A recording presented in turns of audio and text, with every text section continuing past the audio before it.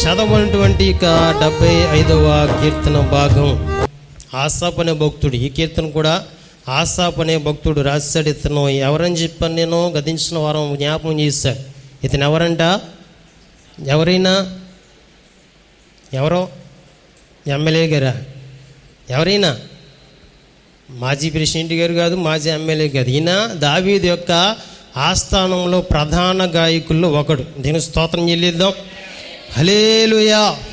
ఈ కీర్తన రాస్తూ ఒక మాట చెప్తూ ఉన్నాడు.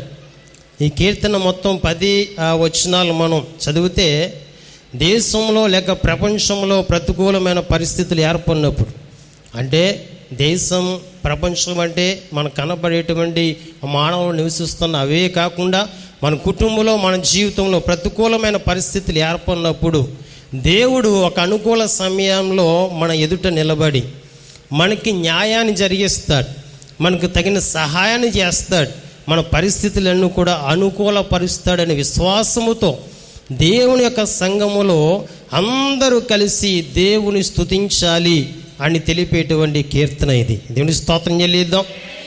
హల్లెలూయా. ఎందుకంటే దేవుడు సర్వశక్తిమంతుడు. మనం ఆరాధిస్తున్న దేవుడు ఎవరో సర్వశక్తిమంతుడు. ఆయనకు అసాధ్యం అంటూ ఏమీ లేదు. ప్రతి ఒక్కరిని చూస్తున్న దేవుడు, ప్రతి ఒక్కరిని గమనిస్తున్న దేవుడు, మన అవసరతలన్నీ ఎరిగిన దేవుడైన కనుక మనకి ఏ సమయానికి ఏది కావాలో ఆయనకి తెలుసు. కనుక ప్రతి పరిస్థితుల్లో కూడా మనం విడిపించి తగిన న్యాయాన్ని జరిగించేవాడు, తగిన సమయమందు మనల్ని హెచ్చించి ఆశీర్వదించేవాడు అనే విశ్వాసం ఉంచి మనం ఏం చేయాలంటే దేవుణ్ణి స్తుతించేవారుగా మనం ఉండాలి. దేవునికి స్తోత్రం చెల్లిద్దాం. హల్లెలూయా. అది కీర్తన భాగంలో మొట్టమొదటి వచనంలో ఒక మాట మనకు కనిపిస్తూ ఉంది.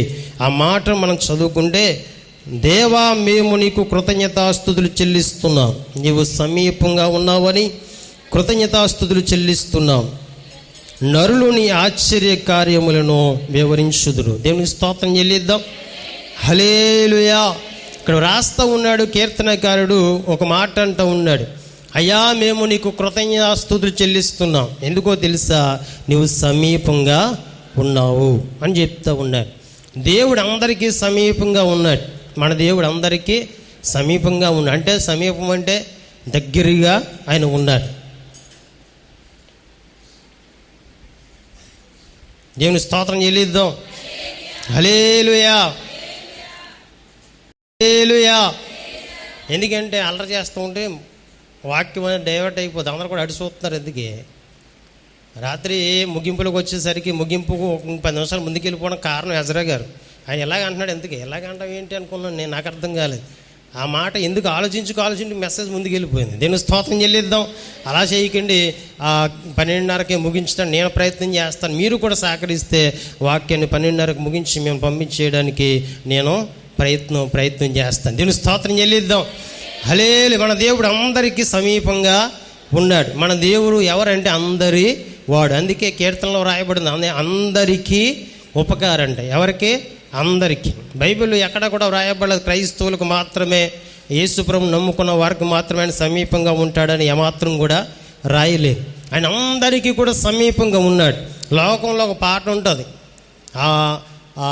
మరి మైకుల మీద గట్టు వేస్తూ ఉంటారు కొంతమంది పెద్దవారు రచించిన పాట, ఎక్కడో దూరాన ఉన్నావు ఇక్కడ మా తలరాతలో రాస్తూ ఉన్నావు. అంటే లోకంలో ఉన్నటువంటి దేవుడి గురించి ఆయన రాస్తూ ఉంటూ ఏ మాట అంటున్నారు? ఎక్కడో దూరాన నువ్వు ఉన్నావు, ఇక్కడ మా తలరాతలు రాస్తూ ఉన్నావు అని. అయితే మన దేవుడు, మనం ఆరాధిస్తున్న దేవుడు, ఈ దినాన నేను ప్రకటిస్తున్న సజీవుడైన దేవుడు మనందరికీ సమీపంగా ఉన్నాడు. దీన్ని స్తోత్రం చెల్లిద్దాం. మనందరికంటే మనకే కాదు, ఈ లోకంలో ప్రతి ఒక్కరికి, ఏ కులమైనా, ఏ మతమైనా, ఏ పార్టీ అయినా, ఏ వర్గమైనా, ఎక్కడ ఉన్నా, అమెరికాలో ఉన్నా, సౌత్ ఆఫ్రికాలో ఉన్నా, హైదరాబాద్లో ఉన్నా, ఎక్కడున్నా సరే ప్రతి ఒక్కరికి ఆయన ఎలా ఉన్నాడంట? సమీపంగా ఉన్నాడు. దేవుని స్తోత్రం చెల్లిద్దాం. హల్లెలూయా. హల్లెలూయా. సమీపంగా ఉండి ఆయన కార్యాలు జరిగిస్తూ ఉన్నాడు. ఇదే విషయాన్ని పేతురు భక్తుడు అపోస్తుల కార్యంలో రాస్తూ ఉంటాడు. చూడొద్దు కానీ ఆ విషయం మనందరికి తెలిసిందే. కొర్నేలు అనేటువంటి భక్తుడు ఇంట్లోకి వెళ్ళిన తర్వాత ప్రతి జనములోనూ ఆయనకు భయపడు వారికి తర్వాత డ్యాస్ ఏంటంట అంటే చిన్న చిన్న వాక్యాలు కూడా మనకు గుర్తులేదు అనమాట. దీనికి స్తోత్రం. ఇంటికి వెళ్ళి చదువుకోండి, వచ్చి వారం వాక్యం చెప్తే ఆ విషయం చెప్పండి. రాత్రి ప్రశ్న అడిగాను లేదా కాసేపు నాకు అడుగుతాను, మధ్యలో జవాబు చెప్పాలి. దీనికి స్తోత్రం చెల్లిద్దాం. హల్లెలూయా. అక్కడ మాటలన్నీ పలుకుతూ, ఎందుకని చెప్పను, వచ్చేవారు మీరు చెప్పండి. యేసుక్రీస్తు అందరికీ ప్రభువు అన్నాడు. ఎందుకు పేతురు ఈ మాట అక్కడ చెప్పవలసిన పరిస్థితి ఏర్పడిందంటే, పేతురు యొక్క ఆలోచన ఏంటంటే, పేతురు యేసు ప్రభుతో ఉన్నాడు, యేసు ప్రభు కూడా తిరిగాడు, సిలువ మరణానికి దగ్గరకు వెళ్ళాడా? ఆయన సిలువ వేస్తారన్నప్పుడు దూరంగా వెళ్ళాడు. అయితే సిలువ వేసినప్పుడు దగ్గరకు వచ్చాడు. యేసు ప్రభు యొక్క శరీరాన్ని పాతిపెట్టేప్పుడు అన్ని విషయాల్లో పేతురు ఉన్నాడు. చివరికి అన్ని విషయాలు తెలిసిన తర్వాత, అన్నీ కూడా యేసు ప్రభు పునరుద్ధానుడయ్యాడు లేక ఆయన తిరిగి లేచిన విషయం తెలిసిన తర్వాత, యేసు ప్రభు గొప్పతనం తెలిసిన తర్వాత మరలా వేటకి వెళ్ళాడు. మరలా దేవుడు యేసు ప్రభువును దర్శించాడు, విశ్వాసం స్థిరపరిచాడు, బలపరిచాడు. అపోస్తుల యొక్క కార్యం 2వ అధ్యాయంలో మనం చూస్తే, ఆ పరలోకం నుంచి దేవుని యొక్క అభిషేకాన్ని పొందుకున్నారు. ఎవరో అపోస్తులందరూ కూడా దేవుని యొక్క అభిషేకాన్ని పొందుకుని యేసయ్య గురించి ప్రకటిస్తున్నాడు. కానీ అతడు అనుకునేటువంటి విధానం, అతని యొక్క ఆలోచన ఏంటంటే, యేసు ప్రభు యోధా వంశంలో పుట్టాడు కనుక ఆయన యూదులకు మాత్రమే దేవుడు. దేవునికి స్తోత్రం చెల్లిద్దాం.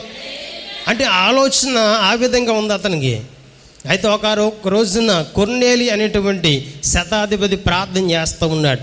అతడు దేవుని ఎరిగినవాడు కాదు, యోధా వంశంలో పుట్టినవాడు కాదు, అన్య జాతీయుడు, అంటే దేవుణ్ణి ఎరగనివాడు. కానీ అతడు భక్తి చేస్తున్నాడు, దేవుడు అనేవాడు ఉన్నాడని చెప్పేసి దేవునికి భయపడి భక్తి కార్యాలు ఎన్నో చేస్తున్నాడు, దాన ధర్మాలు చేస్తున్నాడంట.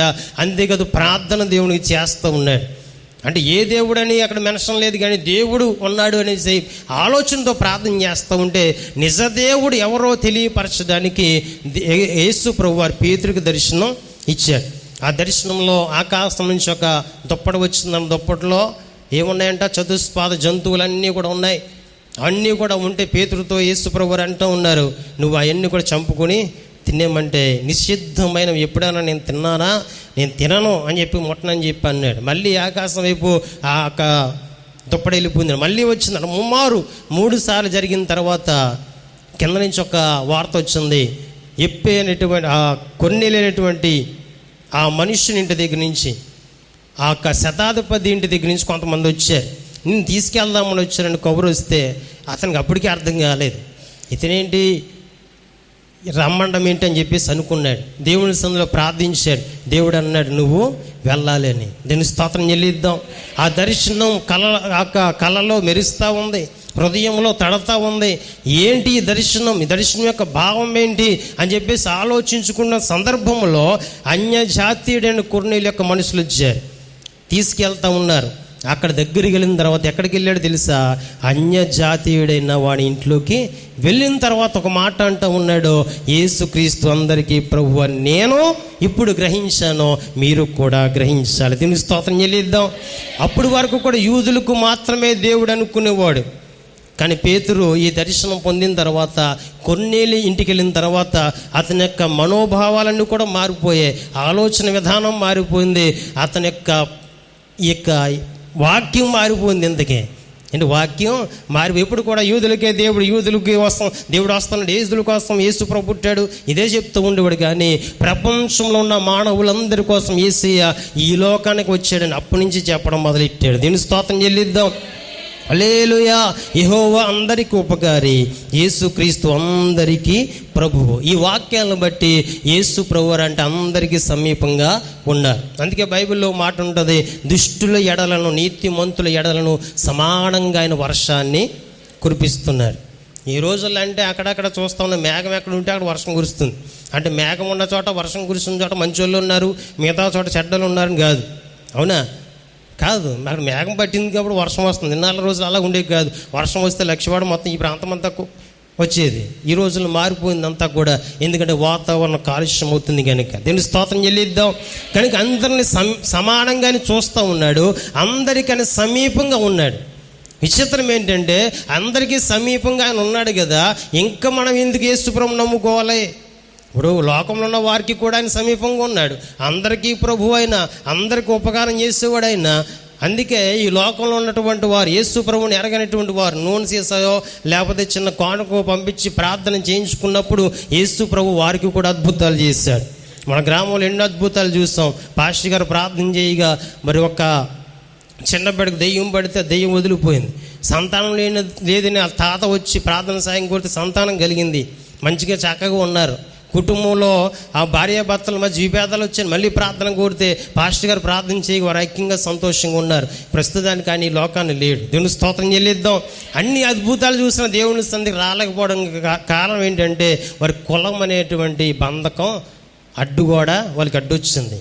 అయితే ఈ విధంగా యేసు ప్రభుని ఎరగని వారికి దేవుడు సహాయం చేస్తూ ఉన్నాడు, ఎరిగిన వారికి కూడా ఆయన సహాయం చేస్తూ ఉన్నాడు. అయితే దేవునికి ఎందుకు మన సమీపస్తులం కావాలి అయితే అని చెప్పేసి మనం ఈ రాక దినాన మనం ఆలోచన చేయాలి. దేవునికి స్తోత్రం చెల్లిద్దాం. హల్లెలూయా, హల్లెలూయా, హల్లెలూయా. అయితే పరిశుద్ధ గ్రంథంలో కీర్తన గ్రంథంలోని 145వ కీర్తన 18వ వచనంలో మరొక మాటను కీర్తనకారుడు మనకు సెలవిస్తూ ఉన్నాడు. తనకు మొర్రపెట్టు వారికి, తనకు నిజముగా మొర్రపెట్టు వారికి ఆయన సమీపంగా ఉన్నాడు. దేవుని స్తోత్రం చెల్లిద్దాం. ఇక్కడేమో ఆయన సమీపంగా ఉన్నాడు అందరికని చెప్పాడు, అక్కడేమో నిజముగా మొరపెట్టు వారికి, తనకు మొరపెట్టు వారికి ఆయన సమీపంగా ఉన్నాడు అని చెప్పాడు. అయితే ఈ మాటలన్నిటిని బట్టి మనం ఆలోచన చేస్తే దేవుడైతే మనుషులందరికీ సమీపంగా ఉన్నాడు, కానీ మానవుడు మాత్రం దేవునికి సమీపస్తుడిగా లేడు. దేవుని స్తోత్రం చెల్లిద్దాం. హల్లెలూయా. ఒక విషయాన్ని మనం ఆలోచన చేస్తే మనందరికీ ముఖ్యమంత్రి తెలుసా తెలీదా? తెలియదండి. సంఘ పెద్ద గారు తెలియదంట. ముఖ్యమంత్రి ఎవరు? ఇప్పుడు ముఖ్యమంత్రి ఎవరండి?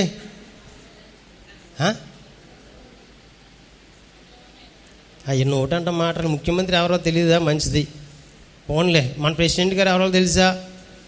తెలియదు. ఎమ్మెల్యే గారు తెలుసా? తెలియదు. పోనీ మన ఇంటి పేరు తెలుసా? మనం ఎవరో తెలుసా? ఒక పని చేయండి, ఎదరం నువ్వు ఉంది, నేను చెప్పానని చెప్పకుండా దేవుని స్తోత్రం చెల్లిద్దాం. హల్లెలూయా. ఎందుకంటే ఈ విషయాలు తెలియకపోతే ఇంకా అనవసరం. ఇంకా గతించిన వారంలో ఒక ఇంటికి వెళ్తే వాళ్ళ చర్చిలో గతించిన ఆదివారం అయినా పాస్టర్ గారు ప్రశ్న వేసాడంట. ఎవరిని చదువుకున్న వాళ్ళు ఎవరన్నా ఉంటే చేతులు ఎత్తమన్నాడంట. డిగ్రీలు ఇంజనీరింగ్లు చదువుతున్న వారు, ఇంటర్లు చదువుతున్న వారు చేతులు ఎత్తారంట. అందరూ చదువుకుంటున్న వారు చేతులు ఎత్తే మన రాష్ట్ర గవర్నర్ ఎవరని అడిగాడంట. అందరూ కూడా మోకాలు చూసుకున్నారంట. అంటే చదువుకునే వారికి విషయాలు తెలియట్లేదు. ఎందుకే? దేవుని స్తోత్రం చెల్లిద్దాం. హల్లెలూయా, హల్లెలూయా. మనం చదువుకుంటుంటే ఈ లోక సంబంధమైనటువంటి రాజకీయ సంబంధమైన విషయాలను కూడా మనకు తెలియాలి. ఈ లోకంలో ఉంటున్నాం కాబట్టి, మనం భక్తులం కాబట్టి మనం బైబిల్లో ఉన్న విషయాలు తెలియాలి. ఎందుకే? దేవుని స్తోత్రం చెల్లిద్దాం. హల్లెలూయా. కనుక సీఎం గారికి మనం ఎవరో తెలియదు, కానీ మనకే సీఎం గారు తెలుసు. దేవుని స్తోత్రం చెల్లిద్దాం. హల్లెలూయా. సీఎం గారు మనకు సహాయం చేయాలంటే మనం ఎన్నో కొన్ని అప్లికేషన్ పెట్టుకోవాలి. అవునా కదా? మనం ఏదన్నా అప్లికేషన్ పెట్టుకుంటే అది పెట్టుకుంటే ఇది పెట్టుకుంటే అది ఒకరి నుంచి వెళితే కడకి వెళ్తుంది, లేకపోతే లేదు. కడకి వెళ్ళిన తర్వాత ఏదైనా స్టాంప్ వేస్తే మన కార్యం జరుగుతుంది అనుకోని అది వేరే విషయం. దేవుని యొక్క దృష్టిలో దేవుడు మనకు సహాయం చేయాలంటే అది సమీపంగా ఉన్నాడు కరెక్టే, కానీ మనం అని సమీపంగా ఉండాలి. దేవుని స్తోత్రం చెల్లిద్దాం. ఆయన అందరికీ సమీపంగా ఉన్నాడు.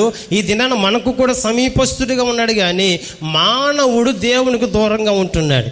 ఎందుకు అని మనం ఆలోచన చేస్తే మానవునికి దేవునికి మధ్య ఒక పాపం అనే అడ్డుగోడ వచ్చింది. అది ఎప్పుడు? ఆదిలోనే. ఆది మానవుడైన ఆదామవ్వలు ఎప్పుడైతే పాపం చేశారో వాళ్ళ మధ్యకి ఏమొచ్చిందంట? పాపం అనే అడ్డుగోడ. అప్పుడు వరకు కూడా చల్లపూట దేవాతి దేవుడు ఆ ఏదైనా తోటలకు వచ్చి ఇప్పుడు రాగానే ఆ కాల శబ్దం విన్నంటనే ఆదమ్మలు పరిగెత్తుకుని వచ్చేవారంట. పరిగెత్తుకుని వచ్చి ఆ దేవాతి దేవుడు ప్రక్కన కూర్చుని సంతోషంగా కానీ 4 కబుర్లు చెప్పుకొని, ఈరోజు ఏం తిన్నావు అంటే జాంకాయ తిన్నాను, నేను యాపిల్కాయ తిన్నాను చెప్పుకుని మొత్తం మీద ఆ జంతువులతో మాట్లాడిన విషయాలు, ఆడుకున్న విషయాలు అన్నీ కూడా చెప్పుకునేవారు. సాయంత్రం అయిన తర్వాత మళ్ళీ దేవుడు మరి పరలోకానికి వెళ్ళిపోయేవాడు, మళ్ళా వచ్చేవాడు. ఆ విధంగా రోజు గడుస్తున్నది. దేవుడు వారికి సమీపంగా ఉన్నాడు, వారు కూడా దేవునికి సమీపంగానే ఉన్నారు. కానీ ఒకానొక రోజున చెయ్యకూడని పని చేశారు. దేవుడు వద్దన్న పండు తిన్నారు, పాపం చేశారు.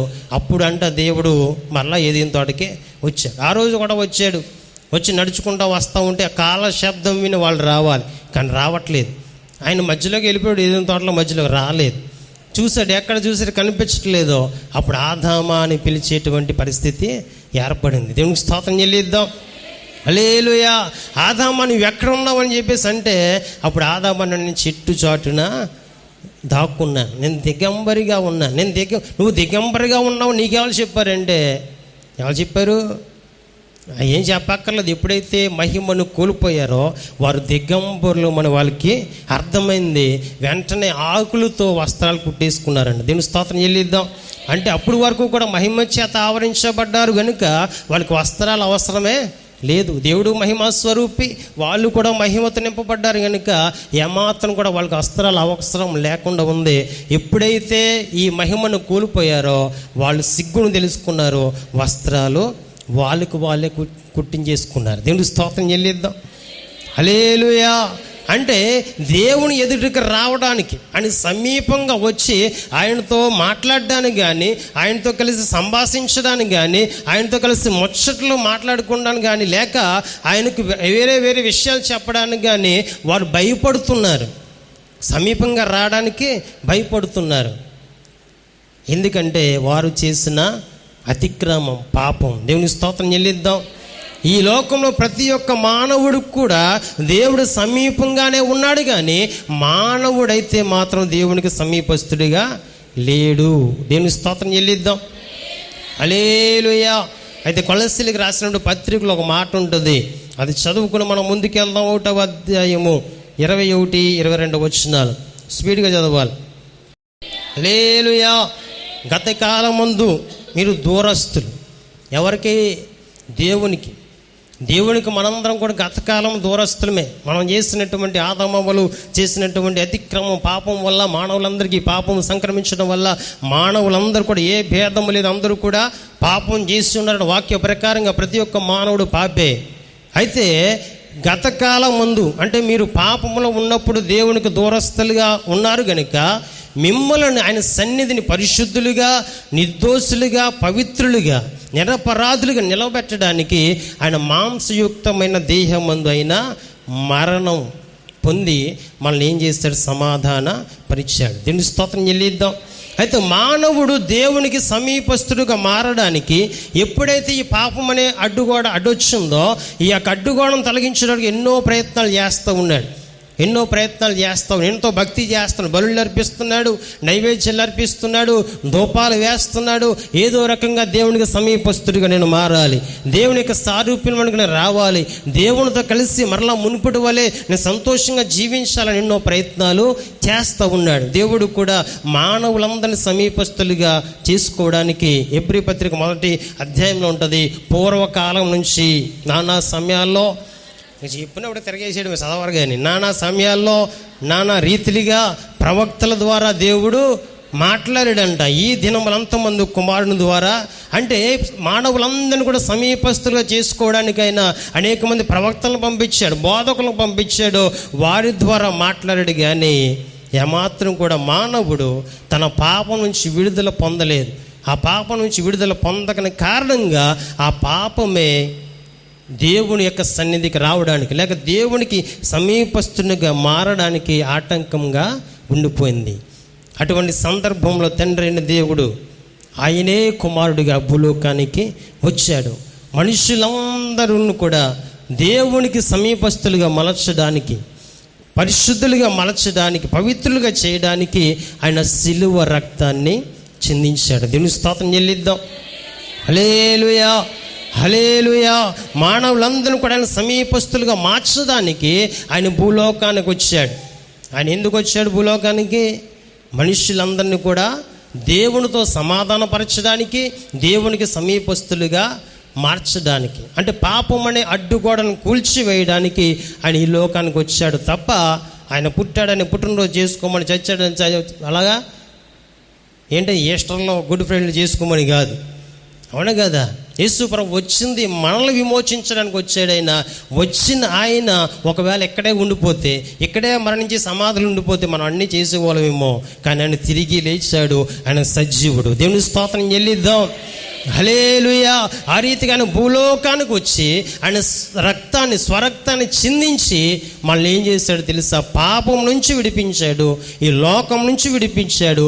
గతకాలం ముందు మనం దూరస్తులుగా ఉన్న మనందరిని కూడా ఆయనకు సమీపస్తులుగా చేశాడు. అంటే ఎవరైతే యేసయ్య నిజమైన దేవుడు, యేసయ్యే తండ్రితో సమాధానపరిచేటువంటి ఆయన, అంతేకాదు ఆయన సమీపస్తులుగా మారాలంటే ఆయన ద్వారా మాత్రమే ఆయన గుర్తెరిగి ఆయన విశ్వసిస్తారో, రక్షణ బాప్తిస్మం ద్వారా ఆయన రక్తంలో కడగబడతారో వారందరినీ కూడా ఆయన సమీపస్తులుగా చేసుకుంటూ ఉన్నాడు. దీని స్తోత్రం చెల్లిద్దాం. హల్లెలూయా, హల్లెలూయా. అయితే ఈ దినాన మనం అనుకుంటూ ఉంటాం, ఎందుకంటే మనందరూ కూడా ఇంచుమించుగా బాప్తిస్మం పొందిన వారే. చాలామంది ఇంకా బాప్తిస్మం పొందిన వాళ్ళు ఉన్నారు, వాయిదాలు వేసేవాళ్ళు అనుకోండి, అది వేరే విషయం. 10th పాస్ అవ్వాలి, లేకపోతే ఇంటర్ పాస్ అవ్వాలి, ఉద్యోగం రావాలి, పెళ్ళి అవ్వాలి, బోలు కథలు చెప్తూ ఉంటారు, కానీ తర్వాత ఏమీ ఉండదు. దేవుని స్తోత్రం చెల్లిద్దాం. హల్లెలూయా. ఎక్కడ చూసినా, యూట్యూబ్లో చూసినా, ఆ వాట్సాప్లో చూసినా, స్టేటస్ చూసినా, న్యూస్ చూసినా అందరూ కూడా ఇంకా పెళ్ళి అవ్వకుండానే టపా గడియేస్తున్నారు. అంటే ఈ రోజులు బాగలేదు, మన తిండ్లు సరైనవి కాదు, ఆరోగ్య పరిస్థితి బాగలేదు.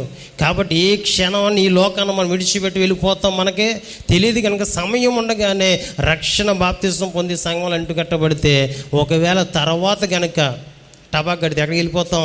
దేవుని సన్నిధికి వెళ్ళిపోతాం. దేవుని స్తోత్రం చెల్లిద్దాం. హల్లెలూయా. కనుక రక్షణ బాప్తిస్మం పొంది సంఘంలో అంటుకట్టబడిన మనందరము కూడా దేవునికి సమీపస్థలం కాదా అని మనం అనుకుంటూ ఉంటాం. అయితే చాలామంది బాప్తిస్తాలు ఎలా పొందుతారంటే, పెళ్ళికి పొందేవారు ఉంటారు. మా నాన్న పొందేసాడు, మేము పొందకపోతే ఏంటి? కొంతమంది భార్య పొందింది, చర్చికి వెళ్తుంది, భర్త పొందకపోతే బాగాదని భర్త కూడా పొందేసే వాళ్ళు కొంతమంది ఉంటారు. మన సంఘంలో కూడా పెళ్లి బాప్తిస్తాలు పొందిన వాళ్ళు కూడా చాలామంది ఉన్నారు. నేను స్తోత్రం చెల్లిద్దాం. హల్లెలూయా. ఒక వారం కూడా రాలేదు ఒక ఆయన బాప్తిస్మం పొందిన తర్వాత, బీర్ థామస్ గారు. ఆయన అసలు పేరు అశోక్, మా క్లాస్మేట్. 10th. దేవుని స్తోత్రం చెల్లిద్దాం. ఒక వారం కూడా మంది బాప్తిస్మం ఎందుకు పొందాడంటే పెళ్లి బాప్తిస్మం. వాళ్ళేమో క్రిస్టియన్స్, ఇక్కడేమో హిందూ ఈయన, కాబట్టి బాప్తిస్మం పొందేసాడు, మళ్ళీ మందిరానికి రాలేదు. అటువంటి బాప్తిస్మాలు పొందితే దేవునికి సమీపస్తులం కావు. అందుకే లూకాసు వార్తలో ఒక సన్నివేశాన్ని యేసు ప్రభు చెప్పాడు. తామే నీతిమంతులమని తమను గొప్ప చేసుకుంటూ ఇతరులందరూ కూడా తృణీకరించేటువంటి వారితో చెప్తూ ఉన్నాడు. చాలామంది అనుకుంటూ ఉంటారు, మేము యేసు ప్రభువుని నమ్ముకున్నాం, మాకు ఆయన దేవుడు, మేము గొప్ప, మాకు మమ్మల్ని దేవుడు దివిడిస్తాడు, ఆశీర్వదిస్తాడని చెప్పుకుంటూ ఉంటారు. అటువంటి వారందరితో యేసు ప్రభువు ఒక ఉపమానం చెప్తూ ఉన్నాడు. ఇద్దరు భక్తులు దేవాలయానికి ప్రార్థనకి వెళ్ళారంట. అందులో ఒకడో పరిసేయుడు, ఒకడో సొంకరి. పరిసేయుడు నిలబడి ప్రార్థన చేస్తూ ఉన్నాడు. ఏమని చేస్తున్నాడు? ప్రభువా, నేను చోరుల వలనైనాను, లేక అబద్ధకులు లేక అయినాను, లేకపోతే వ్యభిచారులేక అయినాను, లేకపోతే ఈ సొంకరి వల్ల కూడా ఆ విధంగా కూడా నేను ఉండనందుకు స్తోత్రం. నేను నాకు రాబడి అంతలో దశంభాగం ఇచ్చేస్తున్నాను, 2 సార్లు వారానికి ఉపవాసం ఉంటున్నాను, ఎంతో భక్తి చేస్తున్నాను, మందిరానికి క్రమం తప్పకుండా వచ్చి నిద్రపోతున్నాను, ఇవన్నీ కూడా ప్రార్థన చేస్తున్నాడు. ఎవరికి? దేవునికి ప్రార్థన చేస్తాడంట. ఆ పక్కనే ఉన్న సొంకరి ప్రార్థన చేస్తున్నాడు. ఆకాశం వైపు కూడా తలెత్తడానికి అర్హత లేక, యోగ్యత లేక, ధైర్యము చాలక కిందకి తల ఉంచి రొమ్ము కొట్టుకొని, అయ్యా నేను పాపిని, నన్ను క్షమించు. దేవుని స్తోత్రం చెల్లిద్దాం. హల్లెలూయా. అయితే ఈ దినాన రక్షణ బాప్తిస్మం పొందేసిన మనందరి ప్రార్థన దేవుడు అంగీకరిస్తాడా? మనందరికి సమీపంగా ఉంటాడా అంటే సమీపంగానే ఉంటాడు. కానీ మనం సమీపస్తులుగా మారతామా అంటే ఎవరైతే నిజముగా మొరపెడతారో, నిజముగా మొరపెడతారు అంటే, అయ్యా ప్రతి విషయంలో కూడా మనం ప్రార్థన చేసేటప్పుడు ఉదయమైన సాయంత్రమైన, ఉదయం నుంచి సాయంకాలం వరకు చూపు ద్వారానో, మాట ద్వారానో, తలంపు ద్వారా నేను పాపం చేశాను, నన్ను క్షమించండి, నన్ను క్షమించి నా ప్రార్థన ఆలకించండి. అప్పుడు మొదలెట్టాలి మన ప్రార్థన. ముందేం చేయాలి? మన ప్రార్థనలో ఒప్పుకోలు ఉండాలి. దేవుని స్తోత్రం చెల్లిద్దాం. ఎందుకంటే దుష్టుడైన సాతాను ఉన్నాడు కనుక ఏదో రీతిగా మనల్ని పడగొట్టడానికి, చెడగొట్టడానికి, దేవునికి దూరం చేయడానికి, దేవునికి సమీపస్తులైన మనలను మరలా దేవునికి దూరం చేయడానికి ప్రయత్నం చేస్తూనే ఉంటాడు. కనుక ఒక విధంగా ఏదో ఒక సందర్భంలో మనం గుర్తుండకపోవచ్చు, ఏదో ఒక సందర్భంలో నేను పాపం చేస్తానేమో, నన్ను క్షమించమని చెప్పి మన ప్రార్థన మొదలు పెట్టాలి. అంతేగాని ఈ విషయాలన్నీ కాదు. మనం చేసేటువంటి ప్రార్థన, అయ్యా నేను దశమభాగం ఇస్తున్నాను, మందిరానికి వెళ్తున్నాను, నేను ఇలా ఉంటున్నాను, అలా ఉంటున్నాను, నాకు కొద్ది ఎందుకు తిరగలేదు కొడతాను, ఈ ప్రార్థన మనం చేయకూడదు. దేవుని స్తోత్రం చెల్లిద్దాం. అందుకే భక్తుడు రెండో మాటలు అంటే నిజముగా మొరపెట్టువారు. అందుకే సుంకరవల్లి ఎవరైతే ప్రార్థన చేస్తారో వారికైనా సమీపస్తుడిగా ఉన్నాడు. దేవుని స్తోత్రం చెల్లిద్దాం. హల్లెలూయా. అది కీర్తనలో 9వ వచనంలో ఒక మాట మనకు కనిపిస్తూ ఉంటుంది. ఎవరైతే దేవునికి సమీపస్తులుగా మారుతారో వాళ్ళ జీవితం ఎలా ఉంటుందో 9వ వచనంలో చెప్తూ ఉన్నాడు. నేనైతే నిత్యము చెల్లిద్దాం. హల్లెలూయా.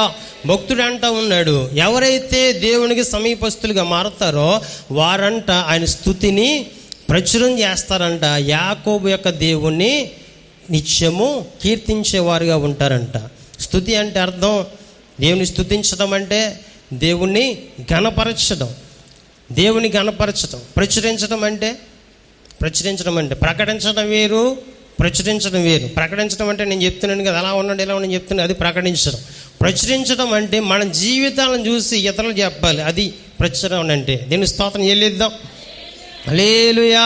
అందుకే చాలా పాంప్లెట్లు వేస్తూ ఉంటారు, ప్రచురణకర్త అంటే ఎవడో వేసాడు, ఈడు కాదు. ప్రచురణకర్తని ఎవడో పేరు వేసుకుంటారు క్యాలెండర్ల మీద. కానీ మనం వేయమనుకోండి, ఆ తర్వాత ఏదైనా పాంప్లెట్లు ఇచ్చేటప్పుడు కింద ప్రచురణకర్త అంటే వేసింది ఈయనైనా వేయించింది ఇంకొకరు. దీన్ని స్తోత్రం చెల్లిద్దాం. అంటే ప్రచురణ అంటే మనల్ని బట్టి మన ద్వారా ఇతరులు దేవుని కనపరచాలి, అది ప్రచురణ అంటే. ఎవరైతే దేవునికి సమీపస్తులుగా మారుతారో వారిని చూసి అన్యులు లేక ఇతరులు దేవుని నామాన్ని ఘనపరుస్తారు. అంతేకాదంటే యాకోబు యొక్క దేవుణ్ణి కీర్తిస్తారంట. దీన్ని స్తోత్రం చెల్లిద్దాం. హల్లెలూయా. యాకోబు దేవుడు ఎవరో మనం ఆరాధిస్తున్న దేవుడే. ఆయన యాకోబు దేవునికి సమీపస్తుడిగా మారడం వల్ల దేవుడు యాకోబు దేవుడు అయిపోయాడు. ఈరోజు కూడా మనం కూడా ఆయనకు సమీపస్తులుగా మారితే అబ్రహాము దేవుడు, ఇస్సాకు దేవుడు, యాకోబు దేవుడు మనకు కూడా దేవుడే ఉండి మనల్ని నడిపిస్తాడు. దీని స్తోత్రం చెల్లిద్దాం. హల్లెలూయా. అయితే ఈ కీర్తనలో ఒక భక్తుల్ని మనం చూస్తాం, యాకోబు యొక్క జీవితాన్ని ఈ దినాన్ని మనం ఆలోచన చేద్దాం. యాకోబు దేవునికి సమీపస్తునిగా ఏ రీతిగా మారాడు. అయితే సమీపస్తునిగా మారడం వల్ల అతనికి వచ్చినటువంటి ఆశీర్వాదం ఏంటి, ప్రతిఫలం ఏంటి, మేలేంటి అనే విషయాలు మనం ఆలోచన చేసి అసలు మనం ఎందుకు దేవునికి సమీపస్తులుగా మారాలో మనం పరిశీలన చేద్దాం. దేవుని స్తోత్రం చెల్లిద్దాం. హల్లెలూయా. యాకోబు మనందరికి తెలుసు, అందరికి తెలుసలేదా? రాత్రి చెప్పుకున్నాం ఎవరి గురించి? ఆయన పుస్తకం తీస్తున్నాడు, రాసుకున్నామండి, మంచిది. రాత్రి ఏసావు గురించి చెప్పుకున్నాం, ఇప్పుడు యాకోబు గురించి చెప్పుకున్నాం. యాకోబు ఏసావు ఎవరో చెప్పండి, గట్టిగా చెప్తే ముందుకు వెళ్ళిపోద్ది వాక్యం. అన్నదమ్ములు. దీనికి స్తోత్రం చెల్లిద్దాం. హల్లెలూయా. ఎందుకంటే ఈ విషయాలను ఇందాక చెప్పాను కదా నేను, ఈ లోకంలో మనం జీవిస్తున్నప్పుడు లోకంలో ఉన్న విషయాలు మనం తెలియాలి. మన ప్రెసిడెంట్ గారు ఎవరో తెలియకపోతే కుదరదు, ఎమ్మెల్యే గారు ఎవరో తెలియకపోతే కుదరదు, సీఎం ఎవరో తెలియకపోతే కుదరదు. అలాగే బైబిల్ చదువుతున్నప్పుడు, మందిరానికి వస్తున్నప్పుడు, దేవుని సేవిస్తున్నప్పుడు బైబిల్లో ఉన్న విషయాలు లేక దేవునికి సంబంధించిన విషయాలు మనకు తెలియకపోతే కుదరదు. దేవుని స్తోత్రం చెల్లిద్దాం. హల్లెలూయా. విశ్వాసులకు తండ్రి అయిన అబ్రహాము యొక్క చిన్న మనవడు, వాగ్దాన పుత్రుడైన ఇస్సాకు యొక్క చిన్న కుమారుడు యాకోబు. అయితే మనందరూ తెలుసు యాకోబు అంటే అర్థం మోసగాడని. తర్వాత రెండవది అర్థం ఒకటి ఉంది, మడిమి పట్టుకుని వచ్చినవాడు. ఎవడో ఉదయం మా సండే స్కూల్ పిల్లలకి ఇదే లేస్తాం. మొన్న గతించిన వారం, కిందటి వారం రెబ్గా గారికి ఎదురు పెళ్లి చేసాం. ఎవరికి? ఇస్సాక్ గారికి రెబ్గా గారు పెళ్లి చేసాం. ఈ వారం వాళ్ళకి పిల్లలు అన్నమాట. ఆ లైన్గా మా లెసన్ వెళ్తుంది సండే స్కూల్. దేవుని స్తోత్రం చెల్లిద్దాం. కాబట్టి మీరు కూడా ఏం చేస్తారంటే పనులన్నీ తేల్చుకుని ఖచ్చితంగా కరెక్ట్గా 8:30కి వచ్చేస్తే, కొన్ని 8:45కి వచ్చినా మీకు అర్థమవుతుంది విషయాలన్నీ. తర్వాత మీరు వెళ్ళిపోయి మళ్ళీ 10 గంటలు రావచ్చు. దేవుని స్తోత్రం చెల్లిద్దాం. హల్లెలూయా. అది యాకోబు ఎవరంటే అతని పేరుకి అర్థం మోసగాడు తప్ప అతను మోసగాడు కాదు. దేవుని స్తోత్రం చెల్లిద్దాం. అయితే లోకస్తులందరి దృష్టిలో మోసగాడే. ఎందుకంటే అంటూ ఉంటారు, అన్నను మోసం చేశాడు, తర్వాత తండ్రిని మోసం చేశాడు అంటూ ఉంటారు. అయితే అన్నను మోసాన్ని చేశాడని చెప్పేసి బైబిల్లో ఉందా అంటే ఎక్కడ లేదు. ఎందుకంటే అక్కడ మనం చూసాం రాత్రి జ్యేష్ఠత్వపు హక్కు ఎవరు అమ్మేసుకున్నారో, ఈసావు అమ్మేసుకున్నానికి యాకోబు బలవంతంగా లాక్కోలేదు. బలవంతంగా లాక్కుంటే మోసం, అవునా కదా? ఒక అడిగాడు, కూర అడిగాడు, నేను పెడతాను అన్నాడు. సర్లే నేను కూర పెడతాను, అన్నం పెడతాను, కానీ నీ జ్యేష్ఠత్వ హక్కునికి ఇచ్చేస్తావు, నా ఇచ్చేస్తాను నాకెందుకు అన్నాడు. ఎవరో ఈసావు స్వచ్ఛందంగా ఇచ్చేశాడు తప్ప బట్టిగా నట్టుకుని లాగలేదు. అవునా? ఇప్పుడు పక్కోడి స్థలం రాయి మనం జరిపేసి ఆక్రమించుకున్నామంటే అది బలవంతం, అది మోసం, అది అవునా కదా. అంతేగాని వాడే వచ్చి కొంచెం రాడ్ ఎలా పెట్టుకోమ పర్లేదని చెప్పేసి అంటే అది వేరు. దేవుని స్తోత్రం చెల్లిద్దాం. హల్లెలూయా. రెండవదిగా రిబ్కా యొక్క గర్భములో ఇద్దరు కూడా ఉన్నప్పుడు వాళ్ళు కుమ్మేసుకున్నారు, ఒకరినొకరు తన్నేసుకున్నారు లోపల. ఒరే నేను ముందు వెళ్తాను, నేను జ్యేష్ఠున్నావా, నేను పెద్ద ఉన్నావా అని చెప్పేసి కుమ్మేసుకుంటా ఉంటే రిబ్కా దేవుని సందులో ప్రార్థించిందండి, దేవా పిల్లల్ని ఇమ్మంటే ఇచ్చావు, బాగానే ఉంది, కానీ వీళ్ళు ఏం చేస్తారు లోపల కుమ్మేస్తున్నాను, నాకు నేను నించోలేకపోతాను, ఏం చేస్తావు చేయండి. అమ్మ నువ్వు భయపడకు, నీ హృదయంలో నీ గర్భములో 2 జనపదాలు ఉన్నాయి, ఇద్దరి నుంచి కూడా నేనేం చేస్తానో 2 జనాంగాల్ని నేను పుట్టిస్తానని చెప్పాడు. అంతేకాదు పెద్దవాడు చిన్నవానికి దాసుడవుతాడు. దీని స్తోత్రం చెల్లిద్దాం. అంటే చిన్నవాడు దేవుని చేత ఆశీర్వదింపబడతాడని యాకోబు గర్భంలో ఉండగానే రెబ్కాకు తెలుసు. అయితే ఈ తతంగం అంతా మనకు తెలుసు. ఇస్సాకు వృద్ధుడైపోయాడు, కళ్ళు మందగించాయి. ఆశీర్వదిందాం, ఎవరిని ఆశీర్వదించాలి, పెద్ద కుమారుని ఆశీర్వదించాలి కనుక ఏసావుతో చెప్పాడు, ఏసావు నువ్వు వేటాడి మంచి మాంసం తీసుకొచ్చి భోజన పదార్థాలు సిద్ధపరిచి నా దగ్గర పెట్టరా, నేను ఆశీర్వదిస్తానన్నాడు. ఈ మాట ఎవరన్నా రెబ్కా అన్నది. తర్వాత ఏం చేయాలి, కుదురుగా ఉండాలి. ఏం చేయాలి, కుదురుగా ఉండాలి. కానీ ఏం చేసింది, ఒకవేళ ఏసావు కనుక ఈ వంటకాన్ని సిద్ధపరిచి అక్కడ వెళ్తే ఏసావు ఆశీర్వాదాన్ని పొందేసుకుంటాడు. కానీ ఎవరు పొందాలి ఆశీర్వాదం, యాకోబు పొందాలి. కనుక ఏం చేసిందంటే ఒక గొర్రెను వధించింది, మాంసాన్ని సిద్ధపరిచింది, వేట మాంసం తయారు చేసింది. అంతేకాదు యాకోబు దగ్గరికి వచ్చింది. యాకోబు ఇది పరిస్థితి అని చెప్పింది. యాకోబు అంటున్నాడు, అయ్యా అమ్మ ఇది కరెక్ట్ కాదమ్మా, ఇది కరెక్ట్ కాదు, అన్నను మోసం చేసిన అవుతాను, తర్వాత తండ్రిని మోసం చేసిన అవుతానంటే, లేదు దేవుడు నిన్ను ఆశీర్దిస్తాన్నాడు, ఖచ్చితంగా నువ్వు దీవెన పొందాలి, నువ్వు వెళ్ళాలంటే. అది కానీ మరి వెళ్ళిన తర్వాత అన్నకేమో ఒళ్ళంతా కూడా రోమాలు ఉన్నాయంటే ఆ బొచ్చు తీసుకొచ్చి ఒక బొచ్చు తీసుకొచ్చి ఒళ్ళంతా కప్పేసిందంట. కప్పేసిన యాకోబు అక్కడికి వెళ్ళిన తర్వాత ఇస్సాకు అర్థమైపోయింది, ఏంటి మాట అర్థమైపోయింది. దీన్ని స్తోత్రం చెల్లిద్దాం.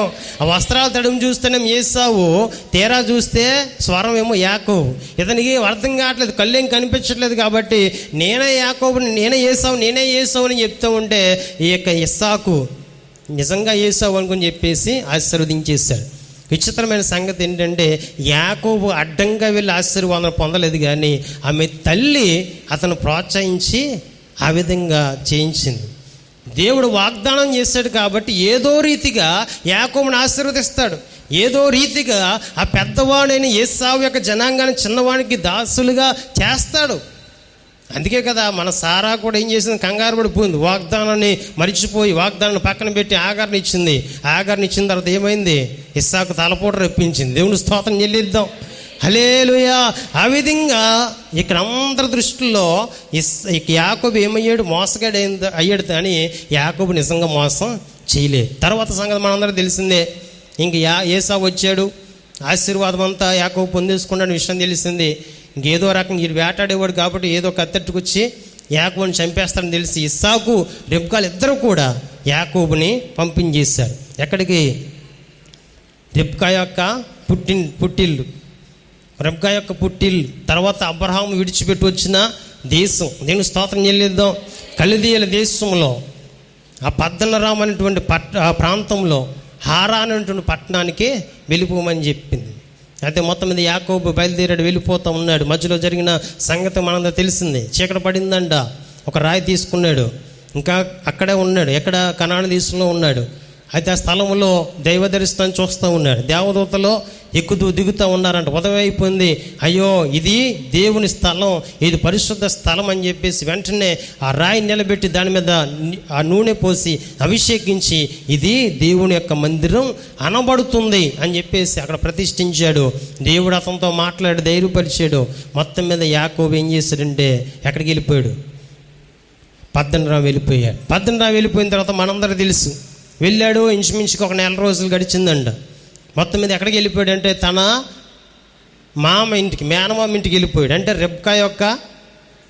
రెబ్కా యొక్క అన్నగారి ఇంటికి వెళ్ళిపోయాడు. దీనికి స్తోత్రం చెల్లిద్దాం. హల్లెలూయా. అక్కడికి వెళ్ళిపోయిన తర్వాత నెల రోజులు ఉన్నాడు. నెల రోజులు కూడా చక్కగా ఏం చేస్తానంటే వారు గొర్రెలు మేపుతూ ఉన్నాడు కనుక లాభాను ఆ గొర్రెలు ఇతను మేపుతూ ఉన్నాడు. మేపుతూ ఉంటూ మొత్తం మీద జరుగుతూ ఉంటే ఇక్కడ యాకోబుతో లాభాన్ని అంటూ ఉన్నాడు, ఇలా ఉండడం మంచి పద్ధతి కాదు, ఓ పని చేయి, నీకు ఏదైనా నేను జీతం ఇస్తాను, నీకు ఎంత కావాలో చెప్పు అంటే, నువ్వు నాకు జీతం ఇవ్వద్దు కానీ నేను 7 సంవత్సరాలు నీకు కొలువు చేస్తాను, నీ చిన్న కుమార్తె నాకు పెళ్లి చేయి అన్నాడు. దీని స్తోత్రం చెల్లిద్దాం. హల్లెలూయా. అసలు నీ చిన్న కుమార్తెని నాకు ఇచ్చి నాకు పెళ్లి చేయమంటే లాభాన్ని చెప్పాలి. ఎవరితో? యాకోబుతో. ఏమని? యాకోబు, నువ్వు 7 సంవత్సరాలు కనుక నా మందల దగ్గర కాస్తే నీకు ఎందుకన్నా ఆలోచనలు పడిపోరేమో, ఎదురు కట్నం ఆ రోజుని. దేవుని స్తోత్రం చెల్లిద్దాం. అమ్మాయిలకి ఎదురు కట్నం ఇచ్చి పెళ్లి చేసుకునేవారు ఆ రోజులు కనుక యాకోబు అక్కడ బానిసత్వం చేయవలసిన పరిస్థితి ఏర్పడింది. ఇక చిన్న కుమార్తెని ఇతను ఇష్టపడ్డాడు కనుక చిన్న కుమార్తె కోసం అతన్ని కట్నం ఇవ్వడానికి నేను 7 సంవత్సరాలు కొలువు చేస్తానని చెప్పాడు. అది 7 సంవత్సరాలు కొలువు చేసిన తర్వాత లాభం ఏం చేశాడంటే, ఇతనికంటే ఎక్కువ అతను తెలుసు, మొత్తం అన్ననే దెబ్బెట్టాడు, తండ్రిని దెబ్బెట్టాడు, కాబట్టి ఈయన ఏదో రకం దెబ్బెట్టాలని ముసుగులో పెద్ద కుమార్తెను పెళ్లి చేశాడు. ఉదయం అయింది, చూశాడు, మామ దగ్గరికి వెళ్ళాడు. అయితే ఓ పని చేయి, మా దేశ ఆచారం ప్రకారం, సాంప్రదాయ ప్రకారం పెద్ద కుమార్తెకి పెళ్లి చేయకుండా చిన్న కుమార్తెకి చేయకూడదు. మనకు కూడా ఉంది అదే, కాకపోతే రోజులు మారిపోయాయి. దేవుని స్తోత్రం చెల్లిద్దాం. మనోళ్ళు తినంగా ఉండక ఏ పెళ్ళిళ్ళు ఎలా జరుగుతున్నాయో, ఫంక్షన్లు ఎలా జరుగుతున్నాయో, మనుషులు ఎలా ఉంటున్నారో అర్థం కాని పరిస్థితుల్లో మనం ఉన్నాం. దేవుని స్తోత్రం చెల్లిద్దాం. హల్లెలూయా. అయితే ఆ విధంగా చెప్పినప్పుడు అయితే లాభాన్ని అన్నాడు, చిన్న కుమార్తెను కూడా పెళ్లి చేస్తాను. ఇప్పుడు లాభాన్ని చెప్తున్నాడు, ఇంకో 7 సంవత్సరాలు నువ్వు చెయ్యి. అయితే మొత్తం మీద యాకోబు ఇంకో 7 సంవత్సరాలు చేశాడు. మొత్తం మీద 14 సంవత్సరాలు అయిపోయాయి. మరలా 6 సంవత్సరాలు తన గొర్రెల కోసం, మందల కోసం. ఎందుకు? 2 భార్యలు ఉన్నారు కదా, 2 భార్యలు ఉంటే వారు పిల్లలు పుడతారు కదా, వాళ్ళు పోషించాలి. కాబట్టి ఇతనికి ఏం కావాలి? ఆస్తి కావాలి. కాబట్టి ఆస్తిని సంపాదించుకోవడానికి ఇంకో 6 సంవత్సరాలు మొత్తం మీద ప్రయాసపడ్డాడు. మొత్తం మీద ఆస్తి పెరుగుతూ ఉంది. ఈ లోపల దేవుడు యాకోబుతో మాట్లాడాడు, నీవు లేచి మరలా బేతేలుకి వెళ్ళిపో అనగా, నీవు ఎక్కడైతే ఏ ప్రాంతం నుంచి అయితే నువ్వు వచ్చావు ఆ ప్రాంతానికి నువ్వు తిరిగి వెళ్ళాలని చెప్పినప్పుడు యాకోబు బయలుదేరి ప్రయాణం చేస్తూ ఉన్నాడు. ఎబ్బేకు అనేటువంటి రేవు దగ్గరికి వచ్చాడు. దీనికి స్తోత్రం చెల్లిద్దాం. హల్లెలూయా. ఎబ్బేకు అనేటువంటి రేవు దగ్గరికి వచ్చినప్పటికీ ఇతను ఒక ఆలోచన వచ్చిందంట. ఏమని? నేను గతించినటువంటి 20 సంవత్సరాల క్రితం ఎక్కడి నుంచి వచ్చాను? కనాను దేశంలో ఉన్నటువంటి ఆ ఏసావు దగ్గర నుంచి నేను వచ్చాను. ఏసావుని నేను మోసం చేశాను, అతని జ్యేష్ఠత్వాన్ని పొందేశాను, ఆశీర్వాదాన్ని పొందేశాను. కాబట్టి నా మీద కక్ష కట్టే ఉంటాడు. ఎందుకంటే మొరటవాడు, మొండోడు, ఏ కత్తిచ్చుకుని ఏది ఇచ్చుకుని నన్ను చంపేస్తాడు. కాబట్టి నేను ఇలా వెళితే నన్ను చంపేస్తాడు, కాబట్టి ఏదో ప్లాన్ అయ్యాలని చెప్పేసి అనుకున్నాడు. ఆ విధంగా ఇక యాకోబు ఏం చేస్తాడంటే, తన పనివారుల్ని, తన భార్య బిడ్డలను, తనకున్న మందలు 2 భాగాలు చేశాడు. వాటిని ముందుగా ఏసావు దగ్గరికి పంపిస్తూ ఉన్నాడు. దానికంటే ముందుగా వాళ్ళ దగ్గర ఉన్న పనులు పంపించాడంట. ఏమని? ఏసావు ఎలా ఉన్నాడు చూడండి అంటే, ఏసావు నిన్ను ఎదుర్కోవడానికి కొంతమందితో వస్తున్నాడని చెప్తే ఇంకా భయమట్టుకుంది యాకోబుకి. అయితే వారిని పంపించాడు. వారు చెప్పవలసిన చెప్పాడు, వచ్చిన సాగిలి పడిపోండి, నమస్కారం చేసేయండి, యాకోబు అని చెప్పండి, అతను క్షమించేదాకా మీరు పోరాడని చెప్పేసి పంపించేసాడు. చివరికి యాకోబు ఒక్కడే ఎబ్బేకు రేవు దగ్గర మిగిలిపోయాడు. అది చదువుదాం. ఆదికాండం 32వ అధ్యాయము 24 నుంచి 29 వచనాలు. తెలిసిన విషయమే. యాకోబు ఎబ్బేకు రేవు దగ్గర ప్రార్థన చేసిన విషయం. అతను ప్రార్థన చేస్తూ ఉన్నాడు. రాత్రి అంతా కూడా ప్రార్థన చేస్తూ ఉన్నాడు, పెనుగులు ఆడుతూ ఉన్నాడు. ఒక నరుడు వచ్చాడంట. నరుడు ఎవరో కాదు, 2024 సంవత్సరాల క్రితం ఈ లోకానికి వచ్చిన ప్రభు అయిన యేసుక్రీస్తు వారే. ఆయన వచ్చిన తర్వాత ఆయనతో పెనుగులు ఆడుతున్నాడంట. ఎందుకో తెలుసా? నువ్వు ఆశీర్వదించాలి, నన్ను నువ్వు ఆశీర్వదించాలి అని పెనుగులు ఆడుతూ ఉంటే అక్కడ నరుడు అంటూ ఉన్నాడు, నేను తెల్లవారిపోతున్నాను, వెళ్ళిపోవాలని చెప్పేసి నన్ను వదిలిపెట్టమంటే ఇతరు ఏం చేస్తున్నాడో, ఆ కాలు పట్టుకుని చేయి పట్టుకుని నన్ను ఆశీర్వదిస్తే కానీ నేను వదిలిపెట్టను అంటున్నాడు. అయితే యాకోబుకి ఏముంది? భార్య బిడ్డలు ఉన్నారు. తర్వాత యాకోబు భార్య బిడ్డలే కాకుండా ఇంకో 2 చేసుకున్నాడు. ఎవరిని? లేయా యొక్క కూడా ఉన్నటువంటి పనికెత్తును, రాహేలు కూడా ఉన్నటువంటి ఆ పనికెత్తును, మొత్తం 4 ద్వారా కూడా పిల్లలు కనేసాడు. ఎవరో అంటే మొత్తం 4 భార్యలు అయిపోయారు. ఎవరికి? యాకోబుకి. చాలామంది సంతానం ఉన్నారు. పనివారు ఉన్నారు. 6 సంవత్సరాలు కష్టపడి ఎంతో సంపాదించాడు. సంపాదించిన తర్వాత అంతా బాగానే ఉంది. ఈ స్థలానికి వచ్చిన తర్వాత ఏం చేస్తాను తెలుసా? నీవు ఆశీర్వదిస్తేనే కానీ నిన్ను విడిచిపెట్టను. దేవుని స్తోత్రం చెల్లిద్దాం. మనలో చాలామంది అనుకుంటూ ఉంటారు దేవుని ఆశీర్వాదం అంటే ఇల్లు కట్టేసుకోవడం, దాని సీలింగ్లు చేసుకోవడం, మంచిగా టైల్స్ చేంజ్ చేసుకోవడం, లేకపోతే మంచి బండి కొనుక్కోవడం, మంచి వస్త్రాలు ధరించుకోవడం, అప్పులన్నీ తీరిపోవడం, లేకపోతే ఇంకా పరీక్షల్లో పాస్ అయిపోవడం, ఉద్యోగాలు వచ్చేయడం, పెళ్ళిళ్ళు అయిపోవడం, పిల్లలు పుట్టడం, ఇవన్నీ కూడా మనలో ఏమనుకుంటారంటే ఆశీర్వాదాలు అనుకుంటారు. దేవుని స్తోత్రం చెల్లిద్దాం. ఇవన్నీ కూడా లోకంలో ఉన్న వరకు జరుగుతూ ఉన్నాయి, అవునా కదా? ఇటువంటి ఆశీర్వాదం అంతా కూడా ఉన్నప్పటికీ ఈ యాకోబు ఏం చేస్తాను? నీవు ఆశీర్వదిస్తే కానీ అంటున్నాడు. దేవుని స్తోత్రం చెల్లిద్దాం. హల్లెలూయా, హల్లెలూయా. అంటే ఈ లోక సంబంధమైన ఆశీర్వాదం కాదు నాకు కావాల్సింది, పర సంబంధమైన ఆశీర్వాదం నాకు కావాలి. దేవుని స్తోత్రం చెల్లిద్దాం. నీవిచ్చే ఆశీర్వాదం నాకు కావాలి. ఇంతవరకు కూడా నువ్వు నాకు ఆరోగ్యాన్ని ఇచ్చావు, నువ్వు నాకు తోడుగా ఉన్నావు, నాకు బలాన్ని ఇచ్చావు, నేను పని చేయడానికి లేక మందలు కాయడానికి, నా ఆస్తిని వృద్ధి చేసుకోవడం ఎంతో నువ్వు కృప చూపించావు. సరే, ఇది అక్షరార్థమైన ఆశీర్వాదం, శరీర సంబంధమైన ఆశీర్వాదం, ఇది కాదు నాకు కావాల్సింది, పర సంబంధమైన ఆశీర్వాదం, నీవిచ్చే ఆశీర్వాదం నాకు కావాలి. దేవుని స్తోత్రం చెల్లిద్దాం. హల్లెలూయా అని అడుగుతా ఉన్నాడు. అయితే సరే, నేను ఆశీర్వదిస్తాను, నీ పేరేంటో చెప్పు అన్నాడు. నీ పేరేంటో చెప్పు అన్నట్టు వెంటనే అంటున్నాడు, నేను యాకోబుని, నా పేరు యాకోబు. అంటే ఆ చరిత్రకారులు, బైబిల్ వ్యాఖ్యానకర్తలు రాశారు, అతనంట దేవుని ఎదుట తన జీవితాన్ని ఒప్పుకున్నాడు. నేను మోసగానయ్యా. దీని స్తోత్రం చెల్లిద్దాం. నేను మోసగాన్ని, ప్రజలందరి దృష్టిలో నేను మోసగాని. ప్రజలందరూ అంటూ ఉన్నారు నేను అన్నను మోసం చేశాను, తండ్రిని మోసం చేశాను, మోసం చేసి ఈ జ్యేష్ఠత్వాన్ని ఆశీర్వాదం కొట్టేశానని. అంతేకాదు ఇక్కడ లాభాన్ని మోసం చేసి తన కుమార్తెను తీసుకొచ్చి అతను లాభాన్ని కూడా వెనకాల పరిగెత్తుకుని వచ్చేసాడు. ఈ విధంగా నన్ను మోసగానే చూస్తున్నాను. నేను మోసగాను, ముందు నా జీవితాన్ని నువ్వు మార్చాలి. దీన్ని స్తోత్రం చెల్లిద్దాం. మన జీవితాన్ని యేసయ్య మార్చాలంటే మన జీవితాన్ని ఆయన ఎదుట పెట్టాలి. అయ్యా నేను పాపినయ్యా, నేను పాపాత్మునయ్యా, నా జీవితాన్ని మార్చండి అని అడగాలి. యాకోబు అంటా ఉన్నాడు, అయ్యా నేను మోసగాన్ని, నా జీవితాన్ని మార్చండి. దేవుని స్తోత్రం చెల్లిద్దాం. హల్లెలూయా. వెంటనే దేవుడు అంటా ఉన్నాడు, నీవు మనుషులతోనో దేవునితోనూ పోరాడి గెలిచావు గనుక నీ పేరు ఇక మీదట ఇశ్రాయేలే. దేవుని స్తోత్రం చెల్లిద్దాం. హల్లెలూయా. అతడు మనుషులతో కూడా పోరాడాడు. ఎక్కడ? జ్యేష్ఠత్వం కొరకు, ఆశీర్వాదం కొరకు పోరాటం చేశాడు. తర్వాత ఇక్కడ లాభాని ఇంట్లో లాభానితో, అతను పనివారితో పోరాటం చేశాడు. అక్షరార్థమైన ఆశీర్వాదాన్ని, శరీర సంబంధమైన ఆశీర్వాదాన్ని పొందుకున్నాడు. ఇప్పుడు దేవునితో పోరాటం చేసి దేవుడిచ్చే పర సంబంధమైన ఆశీర్వాదాన్ని పొందుకుంటూ ఉన్నాడు. దీని స్తోత్రం చెల్లిద్దాం. నిద్రపోతున్న వారు చెప్దాం, మంచిది. దీని స్తోత్రం చెల్లిద్దాం. హల్లెలూయా. ఎవరైతే దేవునికి సమీపస్తులుగా మారాలి అనుకుంటారో వారు ఇటువంటి ప్రార్థన చేస్తారు. అయ్యా నేను పాపిని, నన్ను క్షమించి నీ పర సంబంధమైన ఆశీర్వాదం చేత నన్ను నింపండి.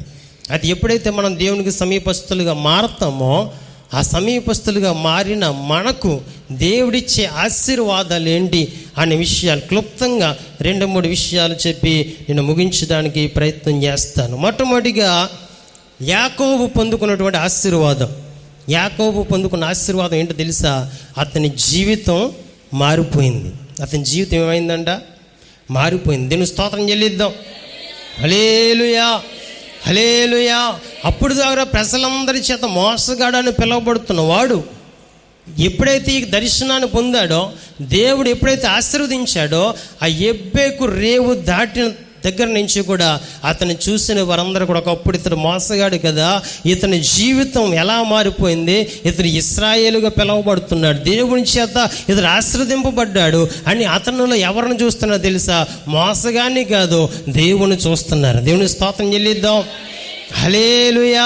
ఈ దినాన్న నువ్వు సమీపస్తుడిగా దేవునికి మారాలంటే, ఆయన సన్నిధిలో ఉన్నటువంటి పర సంబంధం ఆశీర్వాదం పొందుకోవాలంటే నువ్వు నీ జీవితాన్ని దేవుడు ఎదుట పెట్టి, అయ్యా నేను పాపిని, నేను పాపాత్మని నువ్వు ఒప్పుకుంటే ఆయన నీ జీవితాన్ని మారుస్తాడు. నీవు జీవితాన్ని మార్చిన తర్వాత నువ్వు ఆయన సమీపస్తుడిగా మారుతావు. అప్పుడు నిన్ను చూసిన వారందరూ కూడా ఏం చేస్తారు తెలుసా? ఒకప్పుడు ఈమె బూతులు మాట్లాడి, నోరు తెలిస్తే బూతులో, ఒకప్పుడు తాగి దొల్లేసేవాడు, ఒకప్పుడు చూస్తే దోపం చుట్ట, ఒకప్పుడు చూస్తే ఇష్టానుసారంగా జీవించిన వ్యక్తి లేక స్త్రీ ఈ విధంగా మారిపోయిందండి అని చెప్పేసి నీలో క్రీస్తును చూస్తారు. దీనికి స్తోత్రం చెల్లిద్దాం. హల్లెలూయా. అప్పుడే యాకోబు దేవుడు మన దేవుడిగా పిలువబడతాడు. ఆయన మన దేవుడిగా పిలువబడితే యాకోబు పొందుకున్న ఆశీర్వాదాలే కాదు, ఇంకా అనేకమైన దీవెనలు దేవుడు మనకు అనుగ్రహిస్తాడు. దేవుని స్తోత్రం చెల్లిద్దాం. హల్లెలూయా. అందుకే యోహాను సువార్తలో జరిగిన సన్నివేశం మనందరూ తెలుసు. చాలాసార్లు సేవకులు జ్ఞాపకం చేస్తూ ఉంటారు. 4వ అధ్యాయంలో సమరయ స్త్రీ మనకు కనపడుతూ ఉండదు. సమరయ స్త్రీ, ఆమె పాపము చేస్తున్నటువంటి స్త్రీ, పాపాత్మురాలు. అందరూ కూడా ఉదయాన్నే నీళ్లు పట్టుకెళ్ళడానికి వస్తూ ఉంటే తన ముఖము ప్రజలకు చూపించలేక మట్ట మధ్యాహ్నం వచ్చి నీళ్లు పట్టుకెళ్ళేటువంటి భయంకరమైనటువంటి స్థితిలో ఉన్న ఆ స్త్రీ. అంతేకాదు అంతకుముందు పూర్వకాలంలో ఇశ్రాయేలు యొక్క చిన్నదే. ఎందుకంటే ఇశ్రాయేలు ప్రజలు యూదులను చెరగబట్టుకుపోయారు రాజులు. యూదులనేమో నెబుకద్నెజరు రాజు, బబులోను రాజు చెరగబట్టుకుపోతే ఇశ్రాయేలు ప్రజలు అశ్షూరు రాజు చెరగబట్టుకుపోయి అందులో కొంతమంది తీసుకొచ్చి సమరయ అనేటువంటి ప్రాంతంలో పెట్టాడంట. ఆ ప్రాంతంలో పెడితే వాళ్ళు ఏం చేశారంటే ఈ సమరయ ప్రాంతంలో ఉన్నటువంటి అశ్షూరీయులతో కలిసి వారు వీరికి వివాహం చేసుకుని అటు ఇశ్రాయేలు కాకుండా ఇటు అశ్షూరీయులు కాకుండా వారు ఏమైనా తెలియదు సమరయులుగా మార్చబడిపోయారు. అంటే ఈమె ఒకప్పుడు ఇశ్రాయేలు చిన్నదే. దేవునికి స్తోత్రం చెల్లిద్దాం. అటువంటి పాపపు స్థితిలో ఉన్నటువంటి ఆ స్త్రీని యేసయ్య మార్చాడు. ఆయన మాట ద్వారా, ఆయన మాట్లాడుతూ ఉన్నప్పుడు ఆయన స్వరానికి, ఆయన మాటకు ఆమె విధేయత చూపించింది. ఎన్నో వంకలు తిరిగింది. ఇంతకీ నేను తప్పు చేయలేదు, పాపం చేయలేదు, నేను అలాంటి దాన్ని కాదు, ఇలాంటిది కాదు, అవి కప్పుపుచ్చుకొని ఎన్నో ప్రయత్నాలు చేసినా చివరికి ఆ మెస్సయ్యను నేనే అని ఎప్పుడైతే యేసయ్య చెప్పాడో ఆ శక్తి కలిగిన మాట ఆవిడ్ని తాకింది. తాకిన వెంటనే ఏం చేసిందంటే తన కొండను విడిచిపెట్టింది. అనగా తన పాపపు జీవితాన్ని ఎదుటి ఒప్పుకొని విడిచిపెట్టిన కారణం చేత ఆమె ఆ ప్రాంతానికి వెళ్ళి చెప్తుంటే అనేక మంది యేసయ్య వద్దకు వచ్చారు. దీనికి స్తోత్రం చెల్లిద్దాం. నీలో ఉన్న పాపాన్ని విడిచిపెట్టకుండా, నీలో ఉన్న పాపాన్ని ఒప్పుకుంటున్నా కరెక్టే, విడిచిపెట్టకుండా నువ్వు ఇంకొకరికి రక్షణకు కారకురాలువు కాలేవు. ప్రార్థన చేస్తున్నాయా పాస్టర్ గారు, ప్రార్థించండి, మా భర్త మాట్లాడు, మా భార్య మాట్లాడు, పిల్లలు మాట్లాడని చెప్తూ ఉన్నావు, కానీ నీవు మారావా? నువ్వు నిజంగా మారితే సమరయ స్త్రీ మార్పు చెందింది కనుక సమరయ స్త్రీ ద్వారా సుకారణ పట్టణంలో ఉన్న అనేక మంది యేసయ్యను తెలుసుకున్నారు. దేవుని స్తోత్రం చెల్లిద్దాం. హల్లెలూయా. అని సమీపస్తులుగా మారితే మనకు దేవుడిచ్చే ఒక గొప్ప ఆశీర్వాదం ఏంటి తెలుసా? ఆయన మన జీవితాలను మారుస్తాడు, మన జీవితాలను మారుస్తాడు. రెండవ విషయాన్ని మనం చూసి ముందుకు వెళ్దాం. రెండవ విషయం ఏంటంటే యాకోబు యొక్క ఆశీర్వాదం ఉన్న రెండవ విషయం వాగ్దానం యొక్క నెరవేర్పును చూశాడు. ఏం చూశాడంట? వాగ్దానం యొక్క నెరవేర్పు. దేవుడు పూర్వకాలం నుంచి వాగ్దానం చేస్తూ ఉన్నాడు. అబ్రహాము దగ్గర నుంచి ఏమని, నీకు సంతానాన్ని ఇస్తారు, ఇసుకరాజుల వాళ్ళు ఉంటారు, ఆకాశ నక్షత్ర వాళ్ళు ఉంటారు, వాళ్ళందరూ కూడా నేను పాలు దీన్ని ప్రవహించేటువంటి కనాను దేశాన్ని ఇస్తానని చెప్పాడు. అయితే యాకోబు యొక్క సంతానం నుంచి వచ్చినటువంటి ఇశ్రాయేలు ప్రజలు కనాను దేశాన్ని స్వతంత్రించుకున్నారు. దేవుని స్తోత్రం చెల్లిద్దాం. హల్లెలూయా. ఆ వాగ్దానాన్ని అతని జీవితంలో యాకోబు చూశాడు. అంతేకాకుండా రెండవదిగా మనం చూస్తే అక్క గర్భంలో ఉండగానే రెబ్కాతో దేవుడు ఒక మాట్లాడాడు. ఏమని? పెద్దవాడు చిన్నవానికి దాసుడవుతూ ఉంటాడని. ఆ మాటను మనం చూద్దాం, మనకు అర్థం అవడానికి. సమూయేలు 2వ గ్రంథం 8వ అధ్యాయం 14 వచనం. ఎదోమీయులు దావీదునకు దాసులు కాగా. రాత్రి నేను చెప్పాను, ఏసావు యొక్క సంతానం వచ్చిన వారందరూ కూడా ఎవరుగా పిలువబడ్డారన్నాను? ఎదోమీయులుగా పిలువబడ్డారు. వాళ్ళంట దావీదునకు దాసులుగా ఉన్నారు. దావీదు ఎక్కడి నుంచి వచ్చాడు? యాకోబు సంతతిలో ఉన్నటువంటి యోధా అనేటువంటి గోత్రంలోంచి వచ్చినటువంటి వ్యక్తి దావీదు. అతనికి ఎదోమీయులు ఎలా మారిపోయారంట? దాసులుగా మారిపోయారు. ఇక్కడ వాగ్దానం యొక్క నెరవేర్పు జరిగింది. దేవునికి స్తోత్రం చెల్లిద్దాం. దేవుడు కూడా మనకు అనేకమైనటువంటి వాగ్దానాలు చేస్తూ ఉన్నాడు. ఆ యెహోషువ కాలంలో యెహోషువ అంటావు, నిన్ను విడువను, ఏమాత్రం కూడా ఎడబాయను, నువ్వు ధైర్యంగా ఉండు, ఈ ప్రజలందరూ కూడా నీకు వ్యతిరేకంగా ఉన్నా నువ్వు ధైర్యంగా ఉండు, నీకు సహాయం నేను చేస్తానన్నాడు. అదే మాటను పట్టుకొచ్చి హెబ్రీ పత్రికల 13వ అధ్యాయంలో పౌలు భక్తుడు అంటూ ఉంటాడు, నిన్ను విడువను, నిన్ను ఎడబాయరు, నరమాత్రుడు నీకేమీ చేయలేడు, ప్రభు నా సహాయకుడని. అయిపోయిందా?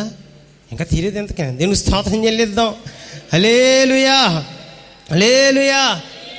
చదవండి, చెల్లిద్దాం. హల్లెలూయా. ఇదే విషయాన్ని రోమపత్రిక 8వ అధ్యాయం 31 నుంచి పౌలు భక్తుడు మరొకసారి మాట్లాడుతూ ఉంటాడు. ఇట్లుండగా ఏమని దేవుడు మన పక్షాన ఉంటే మనకు విరోధి ఎవడు అంటూ కింద వచనాల్లో శ్రమైనా, కష్టమైనా, నష్టమైనా, వ్యాధైనా, బాధైనా, ఏదైనా సరే దేవుని ప్రేమ నుంచి మనల్ని ఎడబాయ లేదు. దేవుడు మనకు వాగ్దానం చేశాడు, మనల్ని విడిచిపెట్టేవాడు ఆయన కానీ కాదు. మనకి ఎంత కష్టం వచ్చినా, ఎన్ని బాధలు వచ్చినా, ఎంత దుఃఖం వచ్చినా, ఎంత కన్నీళ్ళ మధ్యలో నీవు ఉంటున్నా, ఈ లోకులందరూ కూడా ఒక పక్షాన చేరి నిన్ను ఒక్కన చేస్తున్నా నీ పక్షాన ఆయన ఉన్నాడు కనుక నువ్వు ధైర్యంగా ఉండాలి. ఎందుకంటే ఆయన వాగ్దానాన్ని నెరవేర్చే దేవుడు. దేవుని స్తోత్రం చెల్లిద్దాం. వాగ్దానం అంటే ప్రతి సంవత్సరం 31 రాత్రి ఇచ్చే వాగ్దానాలు కాదు. బైబిల్లో ఉన్న ప్రతి మాట కూడా దేవుడిచ్చే వాగ్దానమే. దేవునికి స్తోత్రం చెల్లిద్దాం. ఈ వాగ్దానం యొక్క నెరవేర్పును యాకోబు తన జీవితంలో చూశాడు. మన జీవితంలో కూడా చూడాలంటే ఆయన సమీపస్తులుగా మనం ఉండాలి. మూడో విషయాన్ని మనం ఆలోచన చేస్తే, యాకోబునంట దేవుడు ఒక ఉన్నతమైన స్థితిలో నిలబెట్టాడు. మనందరూ తెలుసు, ఇశ్రాయేలు ప్రజలందరికీ మూల పురుషుడు ఎవరో? ఇశ్రాయేలు ప్రజలందరికీ మూల పురుషుడు ఎవరు? నాయన చెప్పుకుంటూ వెళ్ళిపోతేనే మనకు బెటర్ టైం కలిసి వస్తుంది. ఎవరో? యాకోబు. దేవుని స్తోత్రం చెల్లిద్దాం. యాకోబుని దేవుడు పేరు మార్చాడు, ఇశ్రాయేలుని మార్చాడు. యాకోబు ద్వారా వచ్చినటువంటి 12 మంది కుమారులు 12 గోత్రాలుగా పిలువబడ్డారు. వాళ్ళందరూ కూడా ఇశ్రాయేలు ప్రజలుగా పిలువబడ్డారని అది మన చిన్నప్పుడు పాఠం. అది దేవుని స్తోత్రం చెల్లిద్దాం. హల్లెలూయా. ఇలాంటి విషయాలు మనం తెలియకపోతే మనం భక్తి చేయడం అనవసరమని నేను చెప్పట్లేదు, కానీ పరిశుద్ధాత్మ దేవుడు గద్దిస్తూ ఉన్నాడు. దేవుని స్తోత్రం చెల్లిద్దాం. దేవుడు ఒక ఉన్నతమైన స్థితిలో నిలబెట్టాడు ఇశ్రాయేలు ప్రజలకు మూల పురుషుడిగా. అయితే ఇశ్రాయేలు ప్రజలు 2గా చీలిపోయి యూదులు మాత్రం మిగిలినప్పుడు ఈ రోజున ఇశ్రాయేలు దేశంలో యూదులుగా పిలువబడుతున్న వారందరికీ మూల పురుషుడు ఎవరు? యాకోబు. ప్రపంచ దేశాలను కూడా వణుకుతూ ఉన్న ఇశ్రాయేలు దేశం చూసి మూల పురుషుడు ఎవరు? యాకోబు. మన దేశంలో వాడుతున్న, ఇతర దేశాల్లో వాడుతున్న అనేక సంబంధమైన పరికరాల యొక్క ఉత్పత్తికి కారణం ఇశ్రాయేలు ప్రజలు. విచిత్రం ఏంటంటే సరైనటువంటి వ్యాక్సిన్ కనిపెట్టిన కూడా వాళ్ళే, కానీ మన దేశానికి రానవ్వలేదు. అంతే. సరైనటువంటి వ్యాక్సిన్ కనిపెట్టారు కరోనాకి, కానీ మన దేశానికి రానవ్వలేదు. దీనికి స్తోత్రం చెల్లిద్దాం. ఇటువంటి గొప్ప వ్యక్తులుగా పిలువబడుతున్నటువంటి ఆ ఇశ్రాయేలు ప్రజలకు మూల పురుషుడు యాకోబు. ఆ యాకోబుని దేవుడు ఏం చేశాడు తెలుసా? ఉన్నతమైన స్థితిలో నిలబడి. ఈరోజు మనం మాట్లాడుకుంటున్నాం యాకోబు గురించి. ఎందుకంటే అతని యొక్క జీవితం ఏం చేయబడింది? దేవునికి సమీపస్తునిగా చేరింది. ఒక ఉన్నతమైన స్థితిలో దేవుడు నిలబెట్టాడు. అందుకే 74వ కీర్తన 7 ఈ వచనాలు మనం చూస్తే 7వ వచనంలో, దేవుడే తీర్పు తీర్చువాడు, ఆయన ఒక్కని తగ్గించును, ఒక్కని హెచ్చించును. దేవుని స్తోత్రం చెల్లిద్దాం. హల్లెలూయా. మనకు దేవునికి మనం సమీపస్తులుగా ఉంటే మనకు న్యాయాన్ని జరిగించేవాడుగా ఉంటాడు. ఆయన మనల్ని హెచ్చించేవాడుగా ఉంటాడు. ఎలా ఉంటాడంట? హెచ్చించేవాడిగా ఉంటాడని వాక్య భాగాల్లో మనం చూస్తూ ఉన్నాం. అందుకే మనం ఏం చేయాలి? దేవునికి సమీపస్తులుగా మారాలి. దేవునికి సమీపస్తులుగా మారితే వచ్చేటువంటి ఆశీర్వాదాలు మనం చూస్తాం. ఏమేంటి? 1, జీవితం మార్చబడుతుంది. ఆ జీవితాన్ని చూసి అనేక మంది మార్చబడడానికి మనం కారకులుగా ఉంటాం. 2వదిగా దేవుడిచ్చే వాగ్దానాల యొక్క నెరవేర్పును మనం చూస్తాం. 3వదిగా ఉన్నతమైన స్థితిలో మనం నిలబెట్టబడతాం. మనం చదువుకుంటున్నా, వ్యాపారం చేస్తున్నా, ఉద్యోగం చేస్తున్నా, వ్యవసాయం చేస్తున్నా, ప్రతి విషయంలో కూడా దేవునికి ఆశీర్వాదం పొందుకుంటూ ఉన్నతమైన స్థితిలో నిలబెట్టబడాలంటే దేవునికి సమీపస్తులుగా మనం మారాలి. తద్వారా దేవుడు పరసంబంధమైన ఆశీర్వాదాన్ని మనకిస్తాడు. దేవునికి సమీపస్తుడిగా మారితే మన జీవితంలో జరిగే గొప్ప అద్భుతమైన కార్యాన్ని మేము ముందుంచి నా సందేశాన్ని ముగిస్తాను. ఇంకా పావుగంట ఉంది, కంగారు పడకండి. పరిశుద్ధ గ్రంథంలో దేవునికి సమీపంగా ఉంటే మన జీవితంలో జరిగేటువంటి కార్యం. రాజుల మొదటి గ్రంథం 18వ అధ్యాయం 38-39 వచనాలు. ఇక్కడ జరిగినటువంటి సందర్భం మనందరం తెలిసిందే. ఏలియా ప్రార్థన చేశాడు. ప్రార్థన చేస్తే అగ్ని దిగి వచ్చి బలిపీఠం ఉన్న దానంతా దహించి వేసిందని మనందరం తెలుసు. అయితే ఆ చరిత్రలోకి మనం వెళితే, ఆ ముందు చరిత్రలోకి మనం వెళ్తే, ఇశ్రాయేలు ప్రజలను సోమ్రోనులో ఆహాబు అనేటువంటి రాజు పరిపాలన చేస్తున్న రోజులై పరిపాలన చేస్తున్నాడు. దేవునికి అభిషేకాన్ని పొందాడు. చక్కగా పరిపాలన సాగిస్తూ ఉన్నప్పుడు అతడు యవ్వన ప్రాయంలోనే రాజుగా నియమించబడ్డాడు. తర్వాత పెళ్లి చేసుకున్నాడంట. ఏం చేసుకున్నాడో పెళ్లి చేసుకున్నాడు. ఎవరినంటే సీదోను అనేటువంటి ప్రాంతం యొక్క రాజు యొక్క కుమార్తెను చేసుకున్నాడు. ఆమె పేరు యెజబేలు. నేను స్తోత్రం చెల్లిద్దాం. ఈ సీదోను అనేటువంటి వాడు ఎవడంటే నోవాహు కుమారులో 2వ వాడైన హాము యొక్క కుమారులో 4వ వాడైన కనాను యొక్క కుమారుడు. ఎక్కడి నుంచి వచ్చాడు? నోవాహు దగ్గర నుంచి వచ్చే చరిత్ర. దేవుని స్తోత్రం చెల్లిద్దాం. నోవాహు 2వ కుమారుడు హాము. హాముకి పుట్టినటువంటి కుమారులు 4వ వాడు కానాను. ఆ కనాను అనేటువంటి పేరు మీద కనాను దేశం వచ్చింది. కనానీయులు నివసిస్తున్నారు. ఆ కనాను అనేటువంటి వాడి యొక్క పెద్ద కొడుకు సీదోను. ఆ సీదోను అనేటువంటి ఆ వాడి పేరు మీద సీదోను అనే ప్రాంతం ఏర్పడింది. ఆ ప్రాంతాన్ని కొంతమంది రాజులు పరిపాలిస్తున్నారు. ఆ రాజు యొక్క కుమార్తె యెజబేలు. దీని స్తోత్రం చెల్లిద్దాం. హల్లెలూయా. ఇక అన్య దేశపు రాజు యొక్క కుమార్తె, అన్యుల దేశంలో పుట్టినటువంటి స్త్రీ, అన్యురాలు. ఆవుని పెళ్లి చేసుకున్నాడంట. ఎవరో? ఆహాబు. పెళ్లి చేసుకున్నాడు. బాగానే ఉంది. ఈమె ఎవరో రాజుగారి కుమార్తె కాబట్టి వచ్చిన దగ్గర నుంచి కూడా ఆహాబుని కాలు కింద పెట్టేసింది. ఏం చేసింది? కాలు కింద పెట్టేసింది. తన మాటే, తను ఏం చెప్తే అదే ఇతడు చెయ్యాలి. అప్పుడు వరకు కూడా ఏలియా చెప్పినటువంటి ప్రవక్త చెప్తున్న మాటల ప్రకారంగా ఆహాబు రాజ్యాన్ని నడిపిస్తూ వస్తున్నాడు. ఆహాబు జీవిస్తూ ఉన్నాడు. కానీ ఎప్పుడైతే పెళ్లి చేసుకున్నాడో యెజబేలు అనేటువంటి రాజు యొక్క కుమార్తె రాజుకు భారీగా చేయబడిందో అప్పటి నుంచి ఆమె మాట వినడం మొదలుపెట్టాడు. నేను స్తోత్రం చెల్లిద్దాం. హల్లెలూయా. ఈనాడు కూడా చాలామంది గట్టిగా కట్నం తెచ్చుకున్నారు అనుకోండి. కట్నం గట్టిగా తెచ్చుకుంటే ఏమంటారు? భర్తను ఏం చేస్తారో కింద పెడతారు. ఉద్యోగం ఉంటే నేను ఉద్యోగం చేస్తాను, నువ్వు ఖాళీగా ఉన్నావు, నువ్వు కింద నేను చెప్పిన మాట నువ్వు వినాలంటారు. అంతేకాకుండా ఇంట్లో భర్త సంపాదించిందంతా కూడా పట్టుకెళ్ళి భార్య చేతిలో పెట్టావా, నీ పని అయిపోయిందే. నీకు రూపాయి కావాలన్నా అక్కడి నుంచి రావాలి. ఇంకా ప్రతి విషయం ఇంకా వాళ్ళకి లోబడిపోవాల్సిందే, తప్పదు. దేవుని స్తోత్రం చెల్లిద్దాం. హల్లెలూయా. మా ఇంట్లో అలా లేదు. దేవుని స్తోత్రం చెల్లిద్దాం. ఎందుకంటే అదంతా కూడా డైరెక్ట్ పైనుంచి వస్తుంది, పరలోకం నుంచి. కాబట్టి సంపాదించి ఒక చోట పెట్టడం, ఒక చేతులు పెట్టడం ఇప్పుడు వరకు లేదు, తర్వాత కూడా ఉండదు. దేవుని స్తోత్రం చెల్లిద్దాం. దేవుని ప్రార్థన చేయడం, దేవుడి సమయాన్ని సమకూర్చడం, అలా వెళ్ళిపోవడమే. కనుక ఇక యెజబేలు ఏం చేసిందంటే ఆహాబు యొక్క మనసును మార్చేసింది. ఆవిడంట కూడానంట బయలుదేవత విగ్రహాలను, అషేరా దేవత విగ్రహాలను తెచ్చుకుందంట. ఆ విగ్రహాలు తెచ్చుకుని ఆహాబు కూడా వాటిని పూజించే విధంగా చేసేసింది. ఎందుకంటే ఆ మాట చెల్లుతుంది కదా, ఇంకా ఇది తప్పదు. అంతేకాకుండా సోమ్రోనులో ఒక స్తంభాన్ని నిలబెట్టింది, ఒక గుడిని కట్టించింది. అషేరాదేవి గుడిని, బయలుదేవత గుడిని కట్టించి బయలుదేవత గుడిలో 450 మంది సేవకులను పెట్టింది, అంటే ప్రవక్తలను పెట్టింది. అషేరాదేవి గుడిలో 400 మంది ప్రవక్తలను పెట్టింది. వారందరూ కూడా నిత్యం కూడా పూజలు చేస్తూ ఉంటే మరి రాజుగారు భార్య చెప్పినట్టుగా రాజుగారు చెప్పినట్టుగా ప్రజలందరూ వింటూ ఆనాటి ఇశ్రాయేలు ప్రజలందరూ కూడా ఏం చేస్తున్నారు తెలుసా? విగ్రహాలను చేయడం మొదలుపెట్టారు. సజీవుడైన దేవుణ్ణి, అంతవరకు నడిపించిన దేవుణ్ణి, అంతవరకు అద్భుతాలు చేసిన దేవుణ్ణి మరిచిపోయి రాజు భార్య ఏదైతే వాళ్ళు ఎదుట పెట్టారో వాటిని పూజించడం మొదలుపెట్టారు, విగ్రహాలను చేయడం మొదలుపెట్టారు, బల్లర్పించడం మొదలుపెట్టారు. దేవుడు ఊరుకుంటాడా? దేవుడు కోపం వచ్చింది. ఏలియా ప్రవక్త ద్వారా మాట్లాడుతూ ఉన్నాడు, 3.5 సంవత్సరాలు భూమి మీద నేను వర్షాన్ని పంపించను. దీని స్తోత్రం చెల్లిద్దాం. హల్లెలూయా. ఎప్పుడైతే అలా చెప్పాడో, చెప్పిన తర్వాత ఆ విధంగానే వర్షం పడడం మానేసింది. మనకంటే కాలువలో బోర్లు ఇవన్నీ ఉంటాయి, కానీ కొన్ని రాష్ట్రాల్లో, కొన్ని దేశాల్లో వర్షం పడితేనే పంటలు, వర్షం పడితేనే అక్కడ బ్రతుకుతారు, అంటే తాగడానికి నీళ్ళు ఉంటాయి. అటువంటి ప్రాంతాలు ఉన్నాయి మన దేశంలో, మన ప్రపంచంలో కూడా. దీన్ని స్తోత్రం చెల్లిద్దాం. కానీ మనకి అన్ని సమృద్ధి ఉంటాయి. నీరు విలువ తెలియదు కాబట్టి చిన్న గ్లాసు కడగాలంటే ఒక బకెట్ నీళ్ళు పారబోతాం మనం. అవునా కదా? అవునా కాదండి? మనం స్నానం చేయడానికి 2 బకెట్లు వాడతాం. 3 బకెట్లు వాడినా మన కలర్లా ఉంటుంది. దీనికి స్తోత్రం చెల్లిద్దాం. హల్లెలూయా. కనుక ఈ వర్షం పడితేనే పంటలు పడితేనే ఆహారం ఉంటుంది.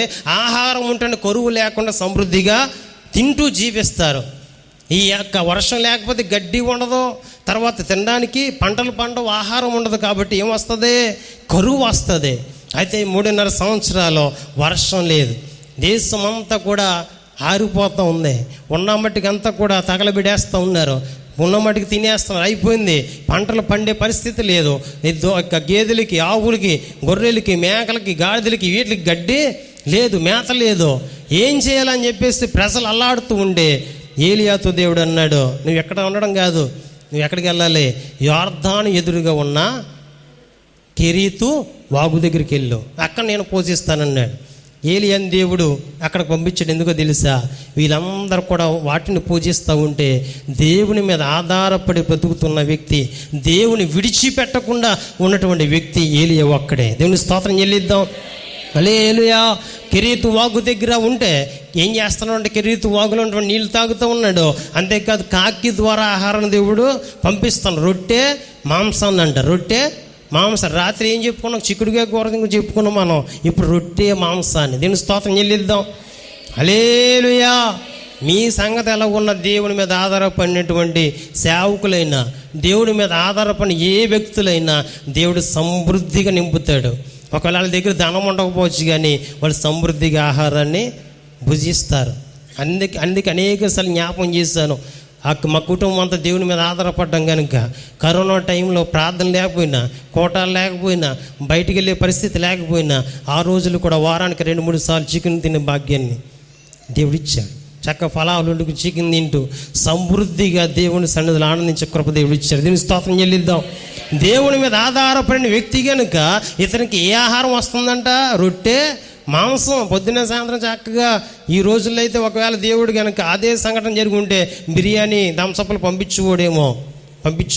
కానీ ఆ రోజులు అవి లేవు కాబట్టి రొట్టె మాంసాన్ని పంపిస్తూ ఉన్నాడు. ఆ నీళ్లు తాగుతూ ఉన్నాడు. ఏదో మొత్తం మీద ఏమైందో తెలియదు. సురేష్ గారు వెళ్ళి మరి గంటా కలస్తో చెప్పాడంట డామేసమని. డామేస్తే ఈ కెరీతు వాగేమైంది? డామేసేయడం వల్ల ఎండిపోలేదు, కానీ అది దేవుని చిత్తం. దేవుని స్తోత్రం చెల్లిద్దాం. అది వాగు ఎండిపోయిందంట. వాగు ఎండిపోతే ఏలియా పైకి చూస్తున్నాడు. దేవా ఏంటి పరిస్థితి అంటే, సారేపతిని ఊరికి వెళ్ళు, అక్కడ నేను పోషిస్తాను. అక్కడికి వెళ్ళాడు. అక్కడికి వెళ్ళిన తర్వాత ఒక పేద విధవరాలు చేతుల్లో ఆ కరువు కాలమంతా కూడా పోషించబడ్డాడు ఏలియా. అదంతా అయిపోయింది. 3 సంవత్సరాలు గతించిపోయాయి. 3.5 సంవత్సరం కావస్తూ ఉంటే అప్పుడు దేవుడు మాట్లాడుతూ ఉన్నాడు ఏలియాతో, నువ్వు వెళ్ళి అహాబు రాజుతో చెప్పు, నేను వర్షాన్ని పంపిస్తాను. ఎందుకంటే దేవుడు మాట ఇచ్చాడు. 3.5 సంవత్సరాలు అన్నాడు, వర్షం కురవదన్నాడు. 3.5 సంవత్సరాలే. ఒక రోజు అటు ఇటు అవుదాం, ఒక నిమిషం అటు ఇటు అవుదాం. నా టైం అయితే కొంచెం అటు ఇటు అవ్వచ్చు, కానీ దేవుని టైం అలా జరగదు. దేవుని స్తోత్రం చెల్లిద్దాం. హల్లెలూయా. అందుకే చెప్తా ఉన్నాను, దేవుడు అయినా ఏం చేస్తా ఉన్నాడు? అటెండెన్స్ రిజిస్టర్ పట్టుకున్నాడు. ప్రతి ఆదివారం 10కి అటు ఇటు వస్తే ఆయన అటెండెన్స్ చేయడు. దేవుని స్తోత్రం చెల్లిద్దాం.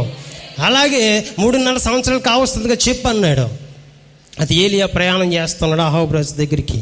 ఈ లోపల అహాబు రాజు అంట తన దగ్గర గృహ నిర్వాహకుడిగా, అంటే తన గృహంలో రాజుకి ఏది కావాలో అది చూసుకునేటువంటి వ్యక్తి ఉన్నాడు. అతని పేరు ఓబద్య. ఏం పేరు? ఓబద్య. అతనితో చెప్పాడంట, నువ్వు వెళ్ళి మన ప్రాంతంలో నదులన్నీ నిండిపోయాయి, ఎక్కడన్నా ఏదైనా నది ఉంటే చూడు, లేకపోతే మన పశువులన్నీ కూడా చనిపోకముందు వాటికి గడ్డి వేయడానికి గడ్డి ఎక్కడైనా ఉందేమో చూడు అని చెప్పాడంట. అని చెప్పిన తర్వాత ఇతడు ఎవరంటే దేవుని యందు భయభక్తులు కలిగిన వ్యక్తి ఓబద్య. చెప్పిన తర్వాత రాజు ఆజ్ఞకు లోబడి బయలుదేరాడు. రాజుగారేమో ఈ ప్రాంతానికి వెళ్తే ఓబద్య ఈ ప్రాంతానికి వెళ్ళారు. ఎందుకు? ఎక్కడన్నా వాగులు కానీ కోనేళ్ళు కానీ నీళ్లు కలిగిన ప్రాంతాలు ఉంటే చూద్దాం. రెండవది, మన పశువులు ఇవన్నీ కూడా మందలు చచ్చిపోకుండా ఉండాలంటే వాటి గడ్డి కావాలి. గడ్డి ఎక్కడ ఉందో చూద్దాం అని చెప్పేసి ఇద్దరు ఒప్పందం చేసుకుని వెళ్తూ ఉన్నారు. ఈ లోపల ఏలియా ఓబద్య కనిపించాడంట. ఓబద్య కనిపిస్తే ఏలియా మాట్లాడుతూ ఉన్నాడు, నువ్వు అహాబు రాజు దగ్గర నుంచి వచ్చావు కదా? అవునండి. నువ్వు ఏలియావు కదంటే అవును నేను ఏలియానే అన్నాడు. వెంటనే ఓబద్య అంటున్నాడు, నిన్ను గురించి చాలా బాగా చెప్పుకుంటున్నారు, కరువు రప్పించావు, వెళ్ళిపోయావు, నిన్నెక్కడ కనపడితే అక్కడ వేసేద్దామని ప్రజలందరూ కూడా చూస్తున్నారు.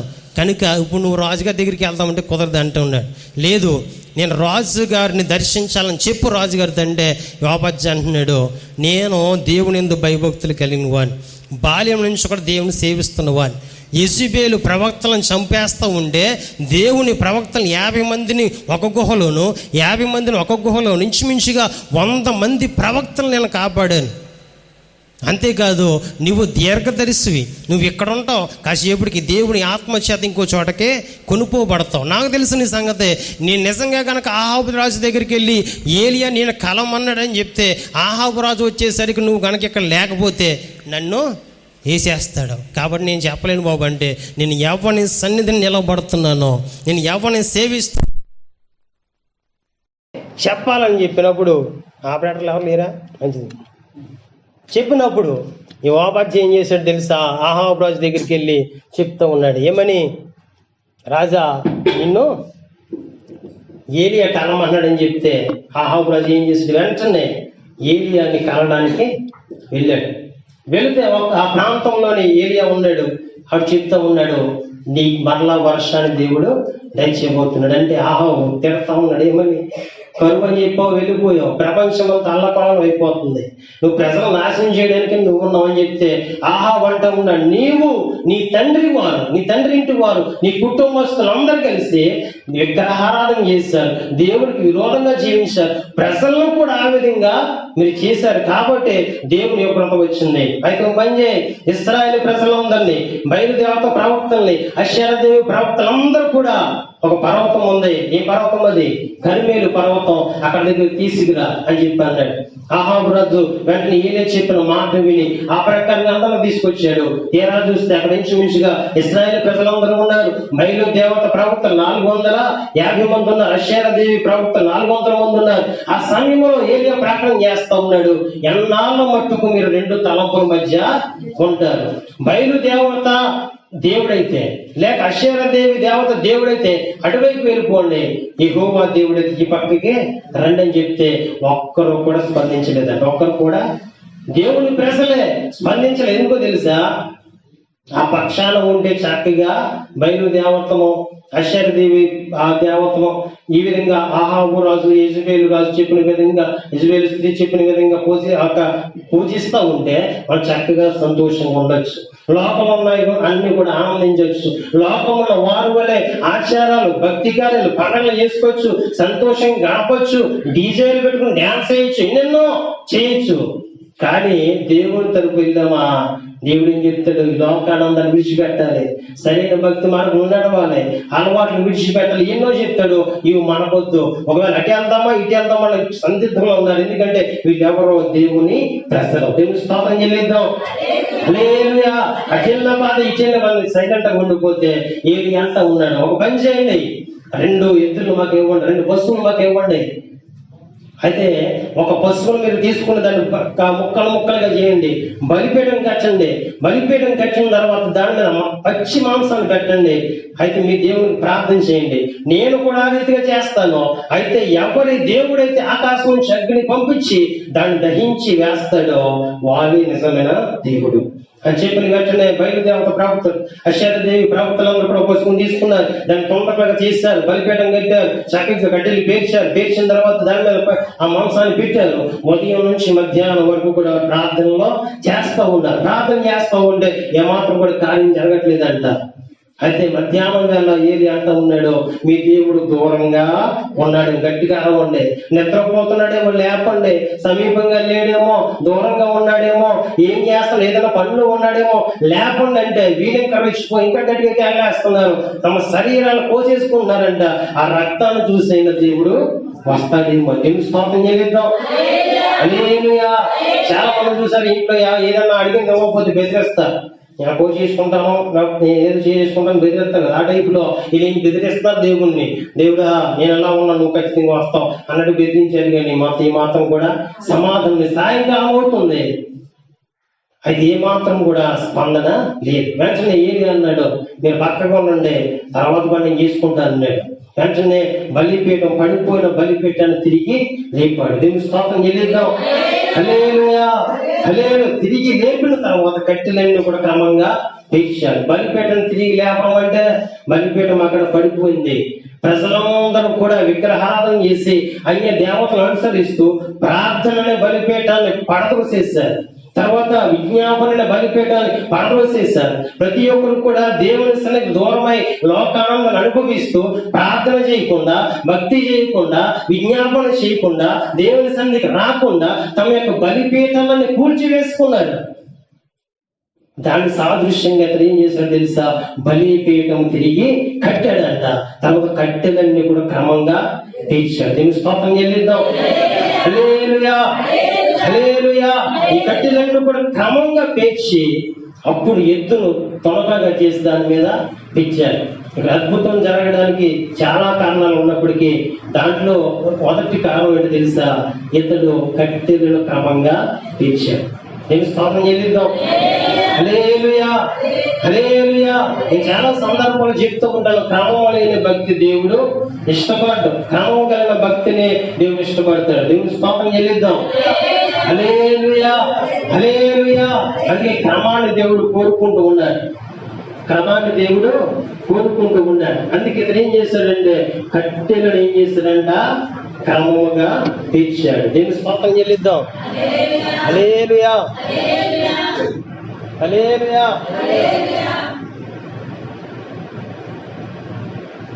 మన జీవితంలో కూడా మన భక్తి జీవితం ఎలా ఉండాలి తెలుసా? ఎలా ఉండాలి? క్రమంగా ఉండాలి. దేవుని వచ్చే విషయంలో, దేవుని సన్నిధిలో కూర్చునే విషయంలో, దేవుని సన్నిధిలో దేవుని ఆరాధించే విషయంలో, దేవునికి భక్తి చేయడం విషయంలో, దేవునికి ఇచ్చే విషయంలో మనం క్రమంగా ఉంటే దేవుడి కార్యాన్ని మన పట్ల జరిగిస్తాడు. ఎన్నాళ్ళు చూసినా ఇల్లలాగా ఉంది, ఎన్నాళ్ళు చూసినా బతికేలా ఉందంటే నీవు చేయవలసింది నువ్వు చేయాలి. అప్పుడు దేవుడు చేయవలసింది దేవుడు చేస్తాడు. దేవుని స్తోత్రం చెల్లిద్దాం. హల్లెలూయా. కానీ మనం చేయవలసింది మనం చేయం. క్రమం తప్పకుండా దేవునికి సంధికి వస్తున్నామా? క్రమాన్ని దేవుని సంధికి టయానికి వస్తున్నామా? రాము. వస్తామా? రాము. క్రమంగా దేవుని సంధిని ఆరాధిస్తున్నామా? ఆరాధించాం. క్రమంగా చెప్పులు ఇట్టుకుంటారని స్టాండర్డ్ తిని స్టాండ్ మీద చెప్పులు ఇట్టుకోమా. దేవుని స్తోత్రం చెల్లిద్దాం. క్రమంగా దేవునికి ఇస్తున్నాం, ఇవ్వాల్సిందే ఇవ్వం. గతించిన వారంలో కానీ ఇంటికి వస్తే ఆయన అడిగాను, దశంభాగం ఇస్తున్నావా దేవునికి అని. 2 డ్యూటీలు చేస్తానంటే, ఒకటి కాదు 2 డ్యూటీలు చేస్తుంటే దశంభాగం ఇస్తానంటే ఇవ్వట్లేదు అన్నాడు. ఇవ్వకపోతే నీ బతుకు అలా ఉంటుంది అన్నాను. మనంతా కూడా డైరెక్ట్ స్పీచ్, ఇండైరెక్ట్ స్పీచ్ ఉండదు అంతా కూడా. దేవుని స్తోత్రం చెల్లిద్దాం. హల్లెలూయా. దేవుడు మొహమాట లేదంట. మనం దేవుని పిల్లలం కాదు, మనం కూడా మొహమాట ఉండకూడదు. డైరెక్ట్గా మాట్లాడమే. తర్వాత బాధపడిన తర్వాత సరి చేసుకుంటే దేవుని దీవెని పొందుకుంటారు. దేవుని స్తోత్రం చెల్లిద్దాం. హల్లెలూయా. వారం అంతా పని చేస్తావు, కష్టపడ్డావు, దశంభాగం దేవునికి ఇచ్చావా? ఉద్యోగం చేస్తున్నావు, దశంభాగం దేవునికి ఇచ్చావా? నీ భర్త నీ భార్య విదేశాల్లో ఉన్నారు, నెలకు వచ్చిన దశంభాగం ఇస్తున్నావా? పంటలు పడుతూ ఉన్న దశంభాగం ఇస్తున్నావా? దేవునికి ఇవ్వాల్సింది దేవునికి ఇవ్వట్లేదు. దేవుని సన్నిధికి రావాల్సిన విధంగా మనం రావట్లేదు. దేవుని సన్నిధిలో క్రమంగా దేవుని ఆరాధించట్లేదు. అందుకే మన జీవితాల కార్యాలు జరగట్లేదు. ఇక కట్టెలు క్రమంగా పేర్చాడు, దాని మీద పశువు యొక్క మాంసాన్ని పెట్టాడు. అంతేకాదంట 2 మాణికల గింజలు పట్టునంతగా కింద గొయ్యి తవ్వించాడంట. కందకం అంటే గొయ్య, పెద్ద గొయ్యి తవ్వించాడు. అంతేకాదు 4 ఆ బాణల నిండా నీళ్ళు తెప్పించి ఆ బలిపీఠం మీద నుంచి పోయిస్తున్నాడు.